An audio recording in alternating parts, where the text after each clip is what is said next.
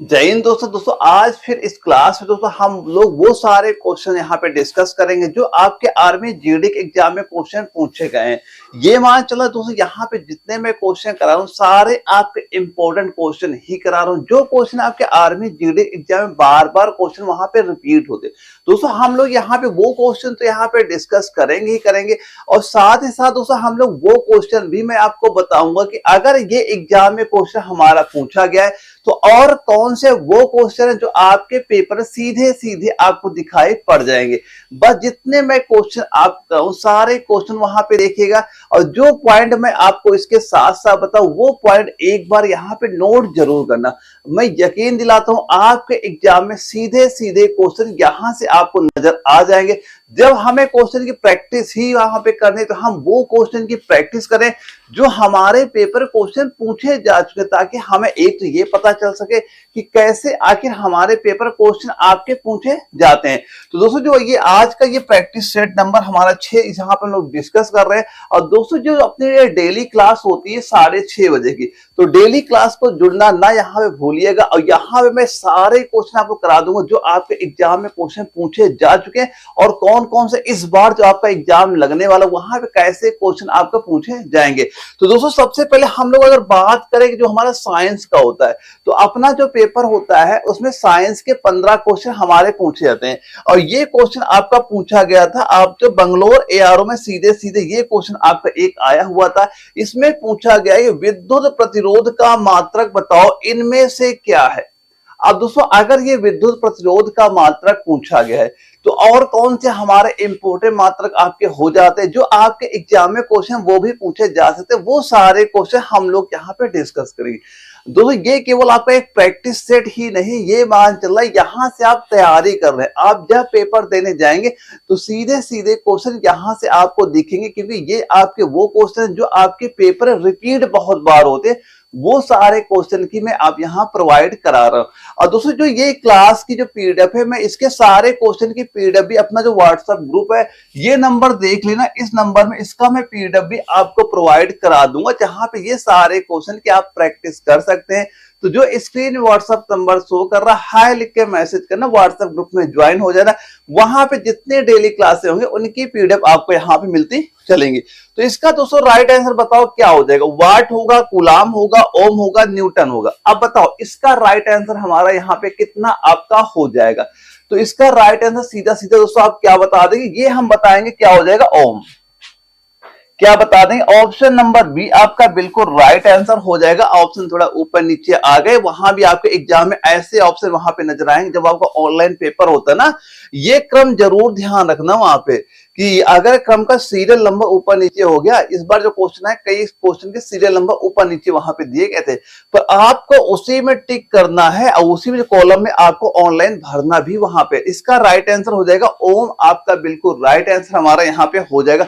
अब दोस्तों कभी अगर आपसे ये क्वेश्चन पूछ ले कि अच्छा ये बताओ जो वाट है, ये वाट किसका मात्रक है, तो वाट दोस्तों आप किसका मात्रक बताएंगे, ये आप बता देंगे, ये आपका शक्ति का मात्रक क्या बता देंगे, आप यहाँ पे वाट बता देंगे। और इसके बाद जो आप कभी अगर आपसे पूछा जाए जो आपका कूलाम होता है, कूलाम किसका मात्रक है, तो कूलाम वाले में क्या बताएंगे, हम बता देंगे ये आपका विद्युत आवेश का। ये किसका मात्रक आप बताएंगे, ये हो जाएगा आपका विद्युत आवेश का मात्रक हमारा, ये आपका हो जाता है। और न्यूटन किसका मात्रक है, न्यूटन होता है आपका बल का मात्रक आपका होता है। तो ये सारे पॉइंट भी क्लियर कर लेना। अगर ये ओम का इस बार हमारे पेपर में आया है, इस बार हो सकता है आपका शक्ति का पूछ ले, विद्युत आवेश का पूछ ले या बल का पूछ ले, तो ये सारे पॉइंट आपको क्लियर होने चाहिए। हर क्वेश्चन आपका इंपॉर्टेंट ये मान चलना, क्योंकि मैं वही क्वेश्चन आपको प्रोवाइड करा रहा हूँ जो क्वेश्चन हमारे आर्मी जीडी के एग्जाम बार बार आपके रिपीट हो रहे, वो सारे क्वेश्चन मैं आपको यहाँ प्रोवाइड करा रहा हूं।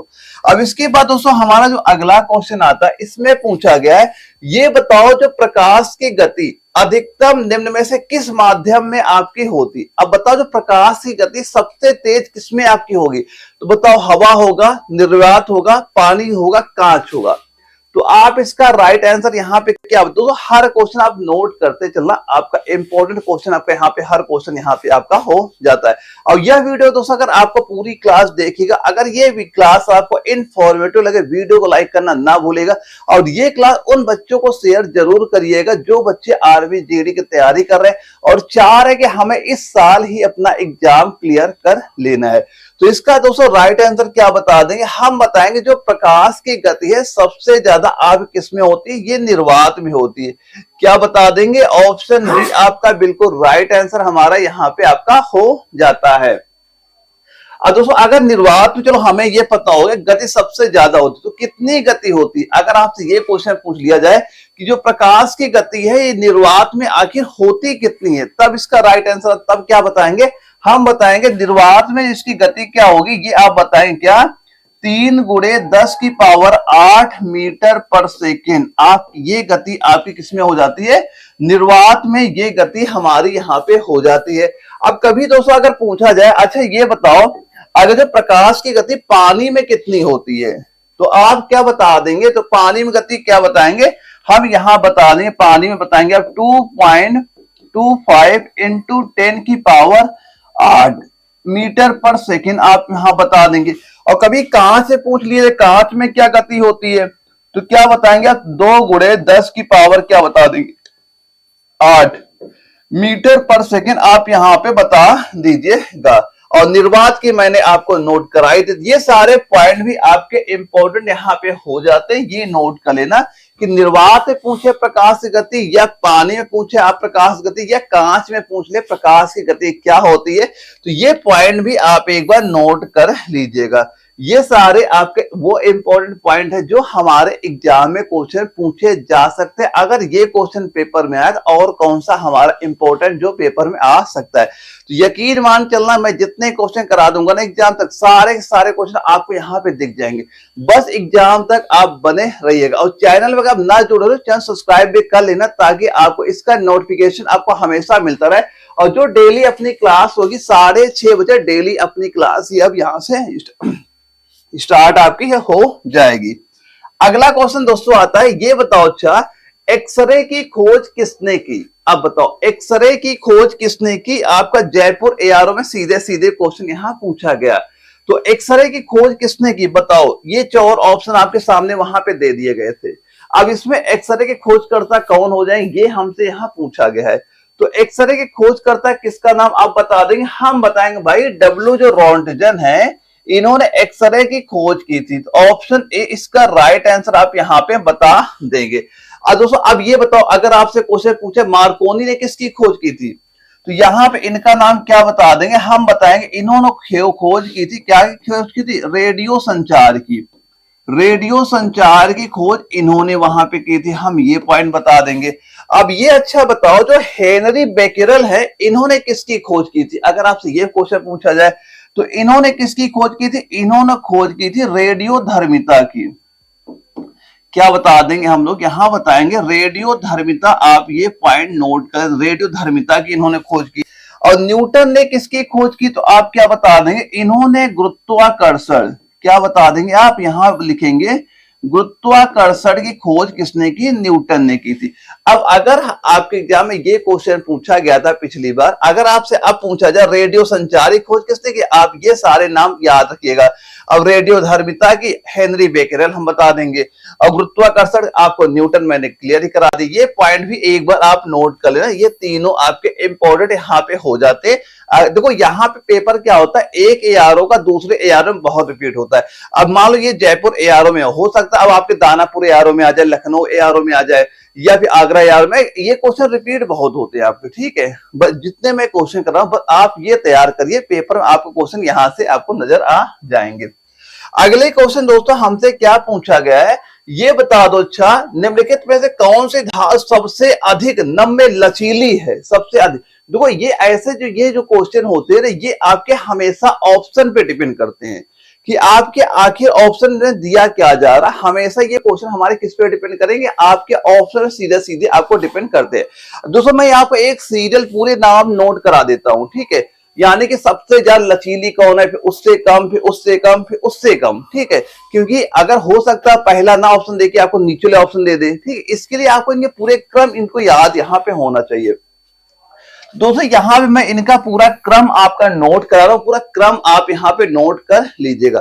तो दोस्तों अगर बात की जाए सबसे लचीली धातु कौन सी, तो आप किसका नाम बताएंगे, आप बता देंगे सोना का। किसका नाम बता देंगे, यहां पहला पॉइंट हम बताएंगे सोना का, और सेकंड नाम किसका नाम बता देंगे, चांदी का। सेकंड नाम क्या बता देंगे, चांदी। इनके दोस्तों संकेत भी नोट कर लेना कि ये सोना क्या, इसको गोल्ड कहते हैं, चांदी को हम एजी के द्वारा आपको ये लिखा जाएगा। और चांदी के बाद किसका नाम आप लिख लेना, जैसे कि आपका एक हो जाएगा एल्यूमिनियम, अगला नाम किसका आप लिखेंगे, अगला नाम हमने लिखा। ये दोस्तों ये क्रम होता है कि सबसे लचीली कौन सी धातु, क्योंकि ये आपके क्वेश्चन हमेशा ऑप्शन पे आपके डिपेंड करते हैं। मैं बताऊंगा कैसे ऑप्शन डिपेंड आपके करते हैं। इसके बाद एल्यूमिनियम के बाद क्या आएगा, आपका तांबा आ जाता है। क्या आएगा, तांबा आता है। इसके तांबा के बाद क्या आएगा, तांबा के बाद हमारा टीन आ जाता है। और टीन के बाद क्या बताएंगे, इसके बाद लिख दिया हमने सीसा। क्या लिख दिया आपने, सीसा हो गया। सीसा के बाद क्या लिख दिया आपने, जिंक। सीसा के बाद क्या लिख दिया, जिंक। और जिंक के बाद आप लास्ट में लिख दिया क्या, लोहा, आयरन। इनके संकेत भी लिख लेना। लोहा कैसे लिखते हैं हम, Fe के द्वारा, और जिंक को क्या लिखते हैं, Zn के द्वारा। सीसा को क्या लिखते हैं, ये आपका Pb हो जाएगा। और टीन को क्या लिखते हैं, Sn, ये संकेत हो जाएगा। तांबा क्या लिखते हैं, कापर होता। एल्यूमिनियम क्या आपका, ये As संकेत होता। अब दोस्तों ये एक क्रम होता है कि सबसे लचीली पूछेगा सोना, फिर चांदी आएगा, फिर एल्यूमिनियम आएगा। अब देखो हम अब देखते हैं कि हमारे ऑप्शन में क्या क्या आपको ये दिए गए हैं। अब देखो यहां देखो सबसे पहले देखा हमने सोना, क्या सोना ऑप्शन दिखा हमें, नहीं, सोना हमें ऑप्शन नहीं दिखा, नहीं दिख रहा है। इसके बाद देखो सेकंड नंबर में क्या हमें चांदी दिख रही है, हाँ, तो इसके बाद ये सेकंड नंबर वाला ही हमारे सबसे लचीली हो जाएगा। अगर यहाँ पे इसी ऑप्शन हमारा गोल्ड आपका दिया जाता, सोना आपका दिया गया होता, तो हम उसको टिक करते, सबसे ज्यादा गोल्ड आपका लचीला होता, तन्य होता आपका, ठीक वहां पे। तो इसका राइट आंसर आप क्या बता देंगे, ऑप्शन ए आपका बिल्कुल राइट आंसर आपका हो जाएगा। ये क्वेश्चन दोस्तों आपके ऑप्शन पे डिपेंड करते हैं। ये सारे नाम एक बात नोट करना कि अगर आपके एग्जाम में क्वेश्चन पूछा जाता और यहीं पे अगर गोल्ड का नाम दिया होता, हम गोल्ड आंसर वहां पे टिक कर देते हैं। तो ये सारा क्रम एक बार आप नोट जरूर कर ले, चाहे आप इसकी स्क्रीनशॉट अपने पास रख लेना, बाद में इसका रिवीजन आप जरूर वहां पे एक बार कर लेना, पूरा प्रैक्टिस सेट वहां पे कवर करने के बाद, ठीक है। अब इसके बाद दोस्तों हमारा अगले क्वेश्चन में क्या पूछा गया कि तरल अवस्था से गैसीय अवस्था में रूपांतरण को क्या कहा जाता है। इसके रूपांतरण को क्या कहेंगे, तो ऑक्सीकरण कहेंगे, ऊर्ध्वपातन बोलेंगे, वाष्पीकरण बोलेंगे, या संघनन बोलेंगे।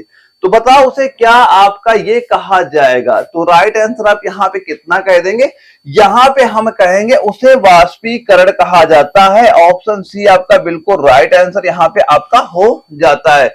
और जैसे आप ये मान सकते हैं जैसे पानी से वाष्प का निकलना, या गैसीय अवस्था तरल अवस्था में जो रूपांतरण क्या होता है वो आपका संघनन वहां पे कहलाता है। तो इसका राइट आंसर क्या हो जाएगा, वाष्पीकरण होता है। जैसे क्या दिया, तरल अवस्था से गैसीय अवस्था, यानी कि तरल से सीधा गैसीय अवस्था में अगर रूपांतरण हो गया उसे हम बोलेंगे वाष्पीकरण बोला जाता है। और दोस्तों ये जो संघनन दिया गया, संघनन आपका क्या होता है, ये होता है पानी से वाष्प का निकलना गैसीय अवस्था से तरल अवस्था में, यानी गैस से वो तरल में अगर लिक्विड होता है तो हम तब बोलेंगे संघनन आप बोलेंगे।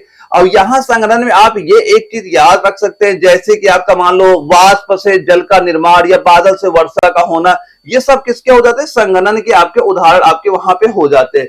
लेकिन अगर ये गैसीय अवस्था से यानी तरल से गैस बदल गया, तरल है लिक्विड है, इससे गैस में परिवर्तित हो गया, तो हम क्या बोलेंगे, वाष्पीकरण बोलेंगे। और गैस से अगर तरल में आ गया, गैस से तरल हो जाता, तब हम वहां पे संघनन आप बोल देते।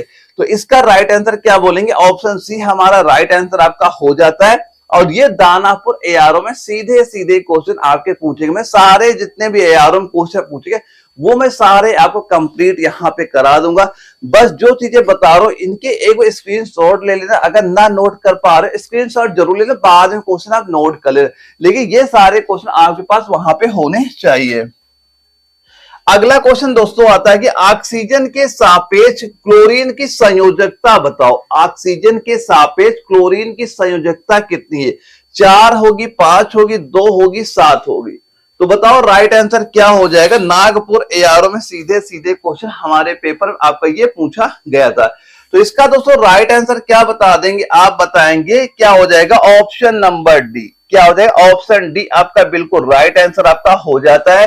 क्योंकि दोस्तों जो आपका ये क्या हो जाता है, जो आपका क्लोरीन होता है ना, क्लोरीन होता, अगर इसकी बात करें, इसका ये बताओ, जो आपका क्लोरीन होता है इसका परमाणु संख्या बताओ क्या होती है, इसकी परमाणु संख्या क्या होती है, हम बताएंगे। परमाणु संख्या इसकी आपकी होती है 17 हो जाएगी।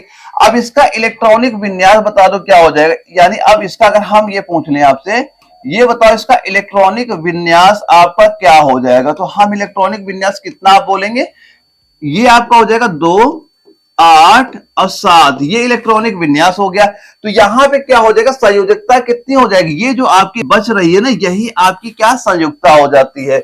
और यह सबसे बाहरी सेल है जिसके आर्टिक पूरा करने के लिए एक इलेक्ट्रॉन की आवश्यकता आपकी होती है। तो ऑक्सीजन के सापेक्ष क्लोरीन की संयोजकता हम कितनी बता देंगे, आप बता देंगे 7 आपकी यहां पे हो जाती है। परमाणु संख्या भी इसका याद करना, परमाणु संख्या भी हमारे पेपर क्वेश्चन पूछा जाता है। तो ये ध्यान से पॉइंट स्क्रीनशॉट हर क्वेश्चन का आप लेके हुए चल देगा, ठीक है। वैसे मैं इसकी पीडीएफ भी आपके व्हाट्सएप ग्रुप में जो अपना है दिए गए नंबर हाई लिख के मैसेज करना, मैं इसका पीडीएफ भी आपको सीधे सीधे प्रोवाइड करा दूंगा। लेकिन जो मैं ये पॉइंट नोट करा रहा हूं, ये पॉइंट ध्यान से देखना, ये पॉइंट आपके इंपॉर्टेंट यहाँ पे हो जाते जो आपके एग्जाम में क्वेश्चन पूछे जाते हैं। अब दोस्तों अगला हमारा क्वेश्चन आता है, ये बता दो अच्छा, मेंडलीव की आवर्त सारणी में लंब रूप स्तंभों को और क्षैतिज पंक्तियों को क्या कहा जाता है, क्या कहा जाता है, ये पूछा गया। पहला ऑप्शन है आवर्त पंक्ति, दूसरा समूह आवर्त, तीसरा स्तंभ श्रेणी, चौथा स्तंभ पंक्ति। अंबाला एआरओ में सीधे सीधे हमारे एग्जाम में ये क्वेश्चन पूछा गया था। तो आप इसका राइट आंसर बताओ कितना आप यहां बताएंगे। तो हम दोस्तों इसका राइट आंसर क्या बताएंगे, हम बताएंगे कि जो मेंडलीव की आवर्त सारणी में जो आपका लंब रूप स्तंभ, जो ये लंब रूप स्तंभ होता है ना, इसको हम लोग क्या बोलते हैं, इसको आप क्या बोल देंगे, इसको हम बोलेंगे समूह, इसको बोलते हैं समूह।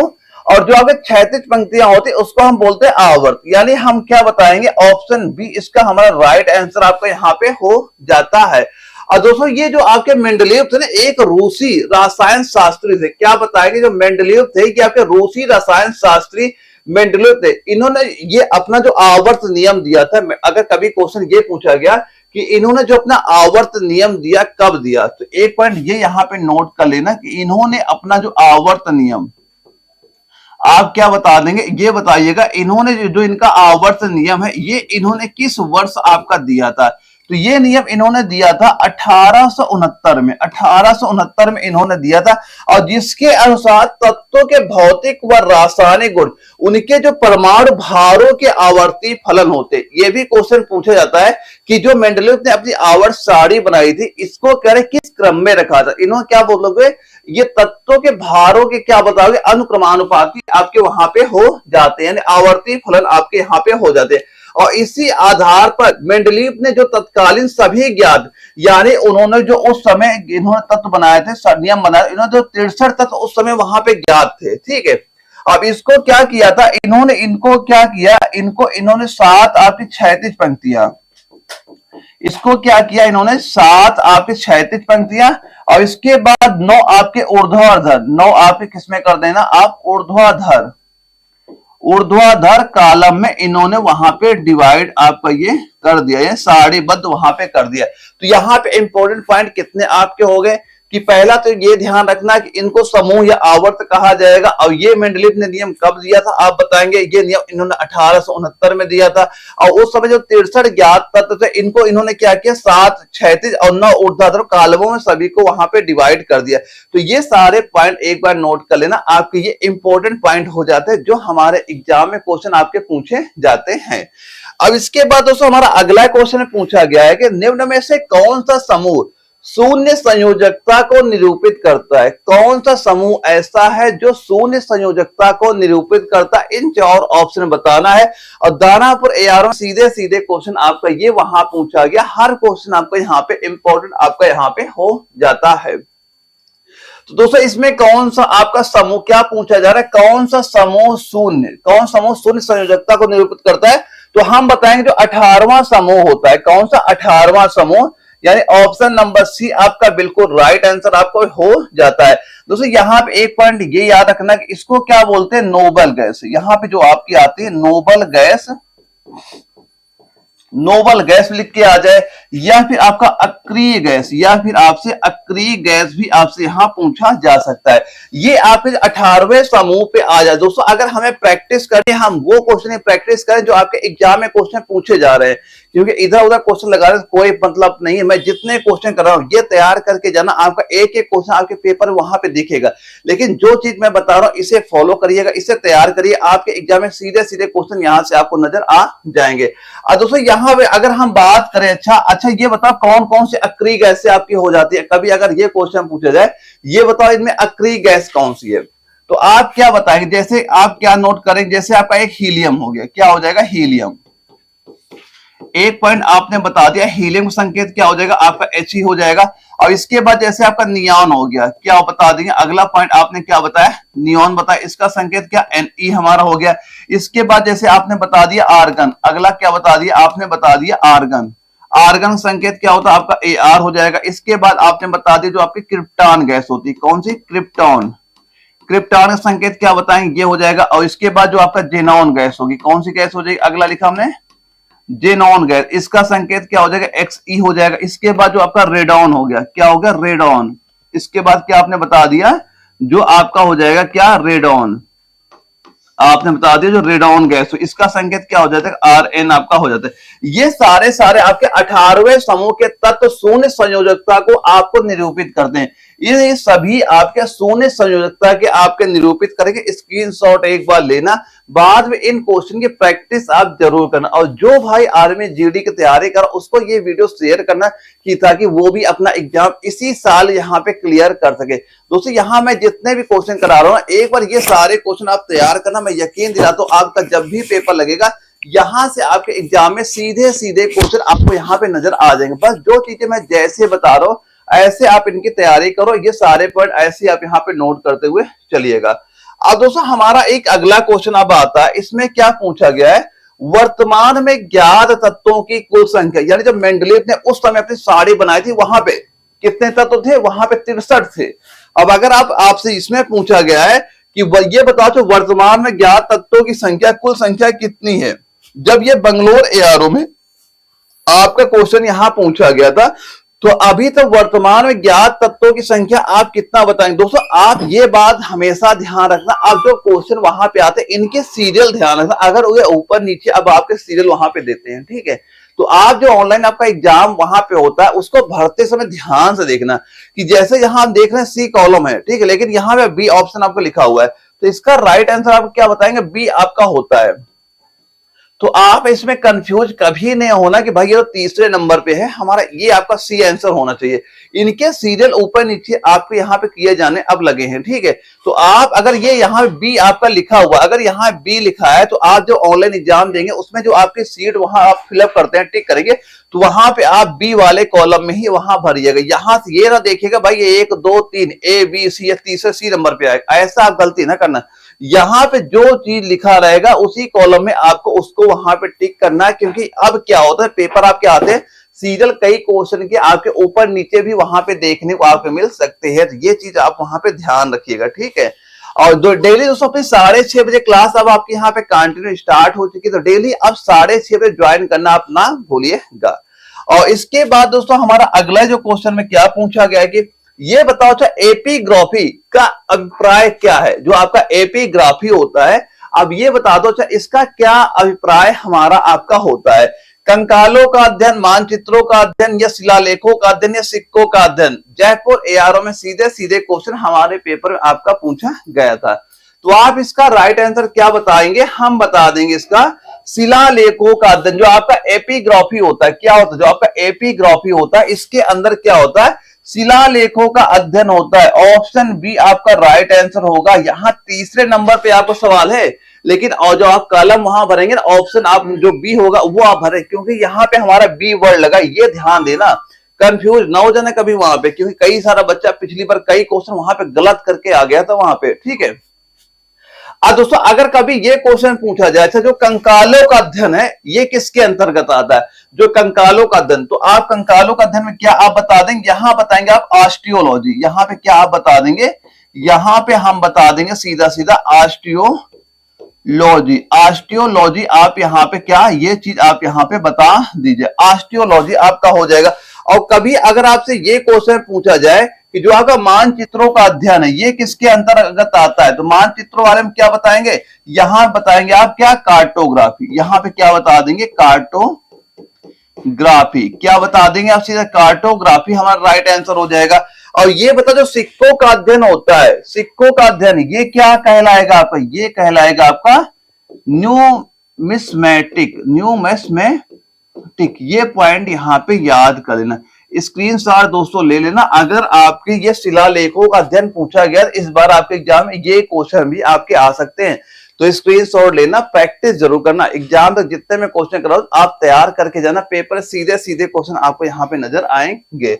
इसके बाद दोस्तों आपका जो अगला क्वेश्चन आता है, ये बताओ अच्छा आरएनए का पूर्ण रूप क्या होता है, जो आपका आरएनए होता है, ये दानापुर यारों में सीधा सीधा क्वेश्चन पूछा गया कि आरएनए का पूर्ण रूप क्या आपका होता है, तो आरएनए का पूर्ण रूप कितना आप बताएंगे, तो आप बता देंगे क्या हो जाएगा, रिबोन्यूक्लिक एसिड, क्या हो जाएगा इसका, क्या हो जाएगा, इसका हो जाएगा आपका राइबोन्यूक्लिक अम्ल, बोल दो क्या हो जाएगा, राइबोन्यूक्लिक अम्ल, इसको सही कर लेना, यहां पे क्या हो जाएगा आपका राइबो न्यूक्लिक एसिड अम्ल, यानी क्या राइट आंसर बताएंगे, ऑप्शन सी इसका राइट आंसर हो जाएगा। यहां पे होना चाहिए आपका राइबो न्यूक्लिक एसिड लिखे या अम्ल लिखे, ये क्या हो जाता है आपका आरएनए का पूर्ण रूप हो जाएगा, क्या बताएंगे, राइबो न्यूक्लिक अम्ल, इसका पूर्ण रूप आपका यहां पे हो जाता है आरएनए का, ठीक है। तो ऑप्शन नंबर सी आपका बिल्कुल राइट आंसर आपका हो जाता है। ये पॉइंट आपका दानापुर एआरओ में सीधे सीधे क्वेश्चन हमारे एग्जाम में क्वेश्चन आपका पूछा गया था। इसके बाद दोस्तों अपना जो अगला क्वेश्चन आता है, मानव शरीर में सबसे प्रचुर मात्रा में मौजूद तत्व कौन सा, जो हमारा शरीर है इस शरीर में सबसे ज्यादा कौन सा तत्व हमारा पाया जाता है, ये हमसे पूछा गया। तो आप कौन सा तत्व आप यहां पे बता देंगे, राइट आंसर इसका आपको यहां पे क्या आपका हो जाएगा, तो आप क्या बताएंगे, हम बता देंगे कि जो आपका ऑक्सीजन है हमारे शरीर में सबसे ज्यादा क्या है आपका ऑक्सीजन है, यानी ऑप्शन बी आपका राइट आंसर यहां पे आपका हो जाता है। अगर दोस्तों देखा जाए ना, जो हमारा शरीर है मुख्य रूप से आपका 6 तत्वों से बना हुआ है। अगर कभी क्वेश्चन पूछा जाए कि जो हमारा शरीर कितने तत्वों से बना, आप बताएंगे मुख्य रूप से आपका 6 तत्वों से यहां बना हुआ है। अब कौन कौन से तत्व होते हैं, इसमें सबसे ज्यादा क्या आपका ऑक्सीजन है, सबसे ज्यादा क्या आपका ऑक्सीजन, ऑक्सीजन के परसेंटेज की बात करें आपका 65%, यानी 65% हमारे शरीर में केवल ऑक्सीजन का ही आपका बना हुआ है।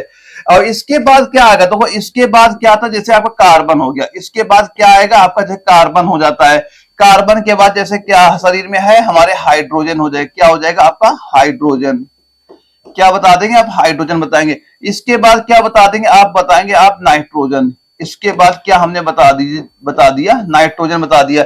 और इसके बाद हमने बता दिया कैल्शियम, इसके बाद हमने क्या बता दिया, कैल्शियम भी हम यहां बता देंगे। कैल्शियम के बाद आपने क्या बता दिया, फास्फोरस, इसके बाद क्या बता दिया, हमने बता दिया फास्फोरस आपने बता दिया। यानी इन सारे तत्वों से हमारा शरीर बना हुआ है, यानी 6 तत्वों से हमारे शरीर का निर्माण आपका यहाँ पे होता है। अगर इनके परसेंटेज की बात करें कौन सा तत्व हमारे शरीर में कितना है, तो मैंने ऑक्सीजन बता दिया 65% है। और कार्बन का परसेंटेज बात करें तो कार्बन हमारे शरीर में आपका 18% हो जाएगा। हाइड्रोजन कितने परसेंट हो जाएगा, ये हो जाएगा 10% हो जाएगा। नाइट्रोजन कितने परसेंट है, हम बताएंगे 3%। और कैल्शियम कितने परसेंट, आप बताएंगे 2%। और फास्फोरस कितने परसेंट, आप बता दीजिएगा 1%। यानी ये सारे टोटल हमारे शरीर में कौन कौन से 6 जो तत्व है कौन कौन से मौजूद है, एक बार स्क्रीनशॉट लेना। ये सारे पॉइंट आपको क्लियर यहाँ पे होने चाहिए कि अगर मान लो यहाँ पे ऑक्सीजन का पूछा गया, अब कभी अगर आपसे ये क्वेश्चन पूछ लिया जाए कि हमारे शरीर में कार्बन का परसेंटेज कितना है, या फास्फोरस का परसेंटेज कितना है, या फिर आपका नाइट्रोजन का परसेंटेज कितना है, तो आप तब उनके आप क्या आंसर वहां बताएंगे, तब आंसर आपको वहां पे क्या हो जाएगा। इसके लिए ये आप सारे पॉइंट एक बार देख लेना कि क्या पॉइंट आपके यहाँ पे दिए गए, कैसे आप इनके आंसर यहाँ पे निकाल सकते हैं। ये सारे पॉइंट एक बार आप यहाँ पे नोट कर लीजिएगा। अब इसके बाद दोस्तों हम बात करते हैं जो हमारा अगला क्वेश्चन है उसमें क्या चीज हमें यहाँ पे दी जा रही है। इसमें पूछा गया है कि निम्नलिखित में से कौन सा दूध का प्रोटीन है। अब बता दो दूध का प्रोटीन कौन सा होता है। ये चार ऑप्शन हमारे दिए जा रहे हैं। पहला है हमारा ग्लाइसिन, दूसरा है रेनिन, तीसरा है हमारा गैलेक्टोज और चौथा है केसिन, जो कि आपके अंबाला एआरओ में सीधे सीधे क्वेश्चन हमारा ये पूछा गया। तो इसका राइट आंसर आप यहां पे क्या बता देंगे, हम बताएंगे क्या हो जाएगा, केसिन। ऑप्शन डी आपका बिल्कुल राइट आंसर यहां पे आपका हो जाता है। और दोस्तों जो आपका केसीन प्रोटीन आपका एक फास्फो प्रोटीन होता है और जिसमें सभी आपके आवश्यक जितने आपके अमीनो एसिड होते हैं ना, सारे अमीनो एसिड आपके इसमें पाए जाते हैं। और जो ये आपका केसीन होता है ये आपका आमतौर पर जो आपके स्तनधारियों के दूध में ही आपका पाया जाता है। और वहीं पे अगर हम ये बात करें जैसे कि ये मान कर लो, जैसे जो आपका गाय का दूध होता है, अगर कभी क्वेश्चन पूछा जाए जो गाय का दूध होता है ये बताओ अच्छा इसमें केसिन का परसेंटेज कितना है, तो आप क्या बताएं गाय के दूध में आपका होता है ये आपका 80% यहाँ पे आपका होता है। अब इसके बाद जो फीमेल होती है यानी मानव का अगर क्वेश्चन पूछा जाए कि मानव में कितना परसेंटेज हो जाएगा, तो आप बताएंगे ये 20% आपका पाया जाता है। और जो हमारे जो मांसपेशियां जो हमारी मसल होती है ना उनके लिए बहुत ही जरूरी आपका यहाँ पे हो जाता है। तो ये ध्यान रखना जो गाय का दूध होता है उसमें आपका 80% कैसीन पाया जाता है और ये हमारी मांसपेशियों के लिए बहुत ही जरूरी आपका ये हो जाता है। तो इसका राइट आंसर क्या बता देंगे, केसिन बताएंगे। अंबाला एआरओ में सीधे सीधे क्वेश्चन हमारा ये पूछा गया था। तो सारे क्वेश्चन स्क्रीनशॉट अपने पास रख लेना। वैसे मैं इसकी पीडीएफ प्रोवाइड करा दूंगा। जो आपको ये नंबर शो कर रहा है इसमें हाई लिख के मैसेज करना, यहाँ मैं आपको ग्रुप में वहां पे ज्वाइन करा दूंगा। यहाँ पे जितने भी डेली अपने क्लासे होंगे सारे चीजें आप यहाँ पे नोट करते चला। आपके एग्जाम में सीधे सीधे क्वेश्चन यहाँ से आपको पूछे जाते हैं, सारे चीजें आप यहाँ पे नोट कर लीजिएगा। अब इसके बाद दोस्तों हमारा एक अगला क्वेश्चन आता है। अब बताओ इसका राइट आंसर यहाँ पे क्या होगा। क्या पूछा जा रहा है, सील मछली द्वारा किए गए आवाज को क्या कहते हैं। जो आपकी एक सील मछली होती है, अब ये बता दो उसको आवाज वहां पे करती है उसे क्या कहा जाता है, ये पूछा गया था आपका बंगलोर एआरओ में हमारा एग्जाम जो क्वेश्चन जीडी में पूछा गया था। तो दोस्तों जो आपकी सील मछली होती है ना जो वो आवाज वहां पे करती है, तो उसकी आवाज को क्या कहते हैं, हम बोलते हैं बार्क। क्या बोलेंगे, बार्क बोलते हैं। ऑप्शन ए आपका बिल्कुल राइट आंसर यहाँ पे आपका हो जाता है। क्या बोलेंगे उसे, आप बोलेंगे बार्क, आप यहाँ पे बोलेंगे। और दोस्तों ये ध्यान जो आपका ग्राउल होता है, ग्राउल जो यहाँ पे ग्राउल आपका दिया, ये किसकी आवाज हो जाएगी, आप बताएंगे भालू द्वारा। ये आवाज किसके द्वारा निकाली जाती है, आप बताएंगे भालू द्वारा जो आवाज निकालते उसे क्या बोलते हैं, आप ग्राउल यहाँ पे बोल देंगे। तो सील मछली द्वारा किए गए आवाज क्या बोलते हैं, उसे बार्क आपका यहाँ पे किया जाता है। ये पॉइंट यहाँ पे याद रख लीजिएगा। और ग्राउल किसका हो जाएगा, ग्राउल आपका हो जाएगा भालू आवाज निकालता है। कैसे निकालता है, ब्राउल कैसे निकालेगा, ग्राउल। ग्राउल वो आवाज किसकी हो जाएगी, ग्राउल किसकी हो जाएगी, भालू की आपकी आवाज हो जाती है। तो बार्क हम लोग इसका राइट आंसर आप यहाँ पे बता दीजिएगा। दोस्तों अगले क्वेश्चन पूछा गया सबसे बड़ा स्तनधारी बताओ कौन सा। सबसे बड़ा स्तनधारी हमारा कौन सा आपका होगा, बताओ। अफ्रीकी हाथी है, नर दरियाई घोड़ा है, ब्लू व्हेल है या नर हैमर हेड शार्क है। सबसे बड़ी स्तनधारी हमारी क्या आपकी हो जाएगी। तो सबसे बड़ी स्तनधारी दोस्तों आप क्या बताएंगे, हम बता देंगे जो ब्लू व्हेल होती है। ब्लू व्हेल सबसे बड़ी स्तनधारी हो जाएगी। ऑप्शन सी आप बिल्कुल राइट आंसर यहाँ बता देंगे। और दोस्तों कभी अगर आपसे ये क्वेश्चन पूछा जाए कि भूमि पर विचरने वाला सबसे तेज जानवर जो भूमि पे चलता है, अगर पूछा जाए सबसे तेज जानवर बताओ जो भूमि पे चलता है, तो आप क्या राइट आंसर बताएंगे, तो आप यहां बताएंगे चीता। क्या हो जाएगा, चीता आपको यहां पे हो जाएगा। और कभी अगर क्वेश्चन ये पूछा जाए कि सबसे बड़ा जानवर जो भूमि पर विचरने वाला है, यहां पे तेज जानवर और सबसे बड़ा आकार में सबसे बड़ा अगर जो भूमि पर चलता है, तो सबसे बड़ा जानवर अगर आपसे क्वेश्चन पूछा जाता तो आप क्या बताएंगे, यहां बताएंगे अफ्रीकी हाथी। क्या बता देंगे, आप यहां बताते हैं जो आपका अफ्रीकी हाथी होता है, अफ्रीकी हाथी। ये पॉइंट यहां पे लिख लीजिएगा। और कभी अगर आपसे ये क्वेश्चन पूछा जाए सबसे ऊंचा जानवर भूमि पर चलने वाला, वो यहां बात हो रही है भूमि पे चलते हैं उनकी बात यहां पे हो रही है, तो सबसे ऊंचा जानवर कौन बता देंगे, आप बताएंगे जिराफ। आप क्या बताएंगे, जिराफ बताएंगे। ये तीनों पॉइंट भी आप यहाँ पे नोट करना। ये तीनों पॉइंट आपके एग्जाम में क्वेश्चन ये तीनों के तीनों पूछे जा चुके हैं। अभी जो मैं आगे आपके प्रैक्टिस सेट कराऊंगा प्रीवियस ईयर क्वेश्चन, वहां पे ये सारे पॉइंट आपको वहां पे नजर आ जाएंगे। फिलहाल ये सारे पॉइंट नोट करना जो कि आपका नागपुर एआरओ में सीधे सीधे क्वेश्चन हमसे ये पूछा गया था। अब दोस्तों अगला अपना क्वेश्चन आता है, ये बताओ अच्छा निम्नलिखित में से कौन सा नृत्य राधा और कृष्ण की रासलीला विषय वस्तु पे आधारित। यहाँ जो जीके हमारा पार्ट चल रहा है, जीके जो आपके 15 क्वेश्चन आते हैं वो हम लोग यहाँ पे क्वेश्चन आप डिस्कस करेंगे। तो निम्नलिखित में से कौन सा नृत्य है जो राधा और कृष्ण की रासलीला लाल लीला विषय वस्तु पे आपकी ये आधारित है? दानापुर एआरओ में सीधे सीधे क्वेश्चन हमारा ये पूछा गया था। तो राइट आंसर आप दोस्तों यहाँ पे क्या बताएंगे? हम बताएंगे क्या इसका राइट आंसर ये हो जाएगा आपका मणिपुरी नृत्य। क्या हो जाएगा? मणिपुरी नृत्य। ऑप्शन नंबर ए आपका बिल्कुल राइट आंसर यहाँ पे हो जाता है। और दोस्तों कभी अगर आपसे ये क्वेश्चन पूछा जाए, ये बताओ जो यहाँ पे सत्रिया नृत्य है ये किस राज्य में होता है? तो यहाँ पे क्या बताएंगे? सत्रिया नृत्य ये बता देंगे आप असम राज्य। क्या बता देंगे यहाँ पे? असम राज्य आप बता दीजिएगा। और ये कथक जो नृत्य है ये किस राज्य में होता है? तो आप किसका नाम बताएंगे? आप बता दीजिएगा यूपी, उत्तर प्रदेश। ठीक है।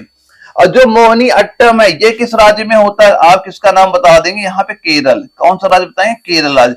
ये तीनों भी नृत्य आप यहाँ पे क्लियर कर लेना, आपके एग्जाम में क्वेश्चन पूछे गए हैं। ये सत्रिया नृत्य असम बताएं, कथक आपका यूपी बताएंगे, मोहिनी अट्टम आपका केरल आप यहाँ पे बता दीजिएगा। ये पॉइंट आप एक बार ध्यान से नोट कर लीजिएगा। अगले क्वेश्चन दोस्तों हमसे ये क्वेश्चन पूछा गया है कि ये बताओ अच्छा अंतरराष्ट्रीय योग दिवस कब मनाया जाता है? अंतरराष्ट्रीय योग दिवस कब मनाया था? नागपुर एआरओ में सीधे सीधे क्वेश्चन ये पूछा गया था। तो योग दिवस आपका ये कब मनाया जाएगा? आप क्या बताएंगे? हम बता देंगे क्या हो जाएगा? 21 जून को। कब बताया जाएगा? 21 जून को। ऑप्शन बी आपका बिल्कुल राइट आंसर आपको यहाँ पे हो जाएगा।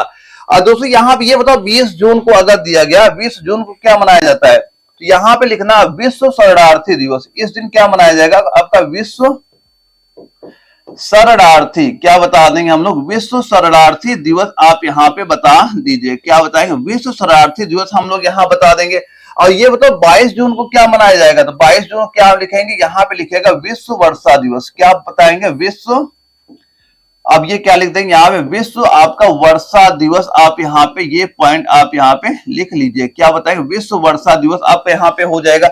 और जो आपका ये 23 जून को क्या मनाया जाएगा? आप यहाँ पे लिखना कि अंतरराष्ट्रीय, क्या बताएंगे हम लोग? अंतरराष्ट्रीय आपका ओलंपिक, अंतरराष्ट्रीय आपका जो ओलंपिक दिवस, ओलंपिक दिवस, ये पॉइंट यहाँ पे आप नोट कर लीजिएगा। ये तीनों पॉइंट नोट करना। अगर जून महीने में हमसे 21 जून का पूछा गया है तो जून महीने की ये तीनों डेटे भी आप नोट कर लेना। ये भी आपके इंपॉर्टेंट दिवस आपके हो जाते हैं। ठीक, ये विश्व वर्षा दिवस हो गया, अंतरराष्ट्रीय ओलंपिक दिवस हो गया, विश्व शरणार्थी दिवस हो गया। ये डेट भी नोट करना, स्क्रीनशॉट ले लेना। वैसे मैं इसकी पीडीएफ आपको प्रोवाइड करा दूंगा अपने व्हाट्सएप ग्रुप में, लेकिन ये जो मैं पॉइंट बता रहा हूं ये पॉइंट नोट कर लेना। ये आपके इंपॉर्टेंट हो जाएगा। ये पॉइंट वहां पे आपको नहीं दिखेंगे, वहां पे ये क्वेश्चन आपको दिख जाएंगे। ठीक, सारे वहां पे। तो ये पॉइंट आप यहाँ पे नोट कर लीजिएगा।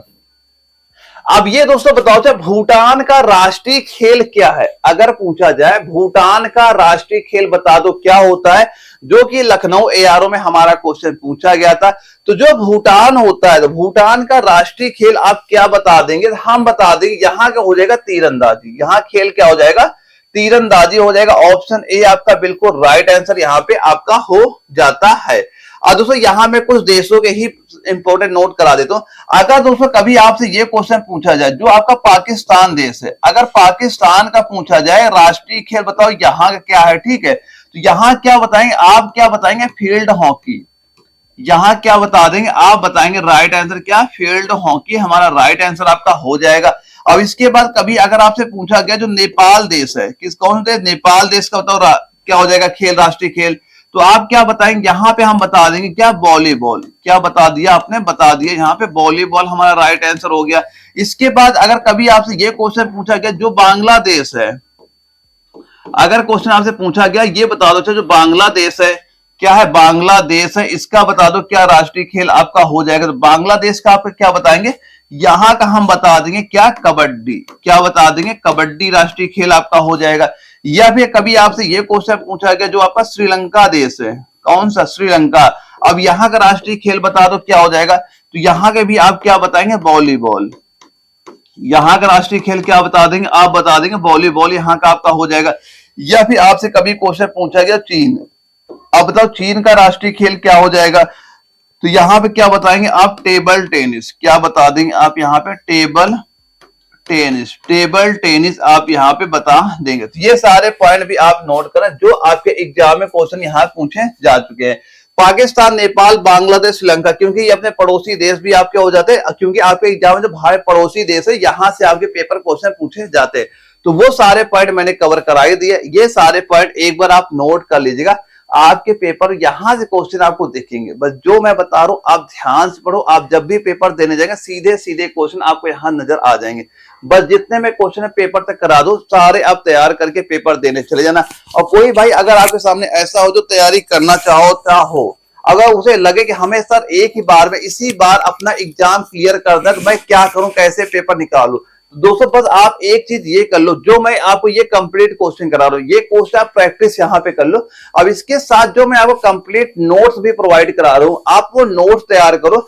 आपके एग्जाम में सीधे सीधे क्वेश्चन वहां से आपको दिख जाएंगे। ये कंप्लीट नोट्स भी अगर आपको लेने, जो व्हाट्सएप नंबर ये हमारा शो कर रहा है, इसमें आप सीधा सीधा लिखना कि sir army GD complete notes चाहिए, वहां मैं आपको इनके कंप्लीट नोट्स प्रोवाइड कराऊंगा। और इसके साथ दोस्तों ये ध्यान रखना है, वहां पे जो मैं क्वेश्चन प्रोवाइड कराऊंगा, यानी 2000 से लेकर 2024 तक जितने भी आपके एग्जाम हुए, या चाहे जो भी ट्रेड आपका हो, जीडी हो, टेक्निकल हो, क्लर्क हो, वहां पे जितने क्वेश्चन पूछे वो सारे मैं कराऊंगा। आप उतने क्वेश्चन प्रैक्टिस करके पेपर देने चले जाओ, आपके एग्जाम में सीधे सीधे क्वेश्चन दोस्तों वहां से आपको नजर आ जाएंगे।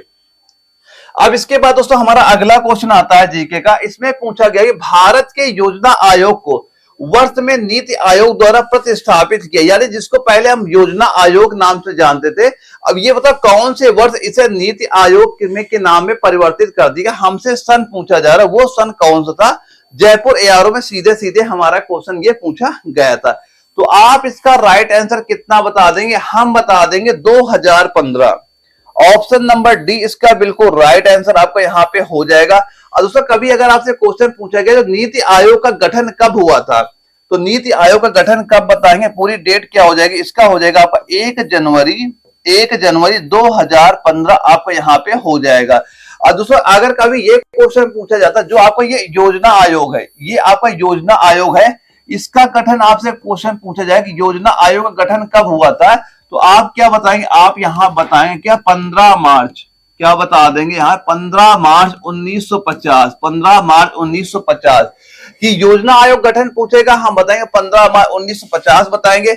और यहीं पे अगर ये नीति आयोग का गठन पूछेगा तो आप क्या बता दें? 1 जनवरी 2015। आप यहाँ पे ये पॉइंट आप बता दें। दोनों पॉइंट आपके इंपॉर्टेंट हो जाते हैं, ध्यान से आप नोट कर लीजिएगा।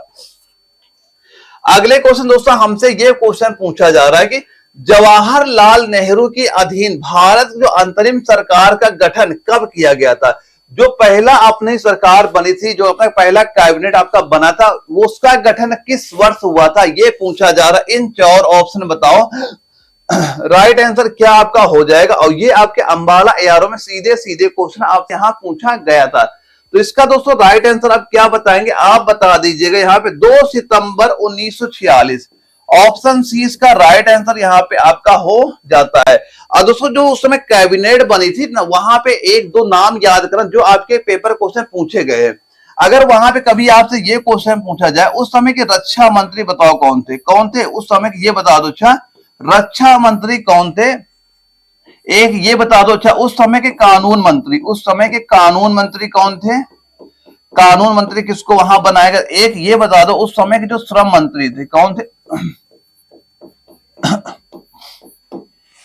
श्रम मंत्री किसको बनाया था? ये तीनों पॉइंट नोट कर, ये तीनों आपके एग्जाम में क्वेश्चन पूछे जा चुके, ये तीनों, ठीक है। जो अगर रक्षा मंत्री की बात करें तो रक्षा मंत्री कौन हो जाएंगे? वो थे बलदेव सिंह। कौन हो जाएंगे? बलदेव सिंह आपके हो जाते हैं। और कानून मंत्री कौन थे? कानून मंत्री क्या बताएंगे? आप बताएंगे क्या? जगेंद्र, क्या नाम बताएंगे? यहाँ पे नाम लिख दें, जगेंद्र नाथ का नाम बता दें। और श्रम मंत्री कौन हो जाएंगे? यहाँ पे आप बताएंगे क्या? जगजीवन राम। क्या बताएंगे आप यहाँ पे? जगजीवन राम का नाम आप यहाँ बता देंगे। ये तीनों नाम आप यहाँ पे नोट करना, ये आपके इंपॉर्टेंट आपके यहाँ पे हो जाते हैं। तीनों नाम आप ध्यान से ये आप यहाँ पे नोट कर लीजिएगा। अब इसके बाद दोस्तों हमारा अगला क्वेश्चन आता है कि भारतीय संविधान में संविधान संशोधन की जो अवधारणा है, ये निम्नलिखित में से किस देश के संविधान से लिया गया है? जर्मनी होगा, कनाडा होगा, दक्षिण अफ्रीका होगा या ऑस्ट्रेलिया होगा? ये आपका बंगलोर एआरओ में सीधे सीधे क्वेश्चन यहां हमारा पूछा गया था। तो इसका राइट आंसर आप कितना बता देंगे? ये दोस्तों हो जाएगा हमारा दक्षिण अफ्रीका।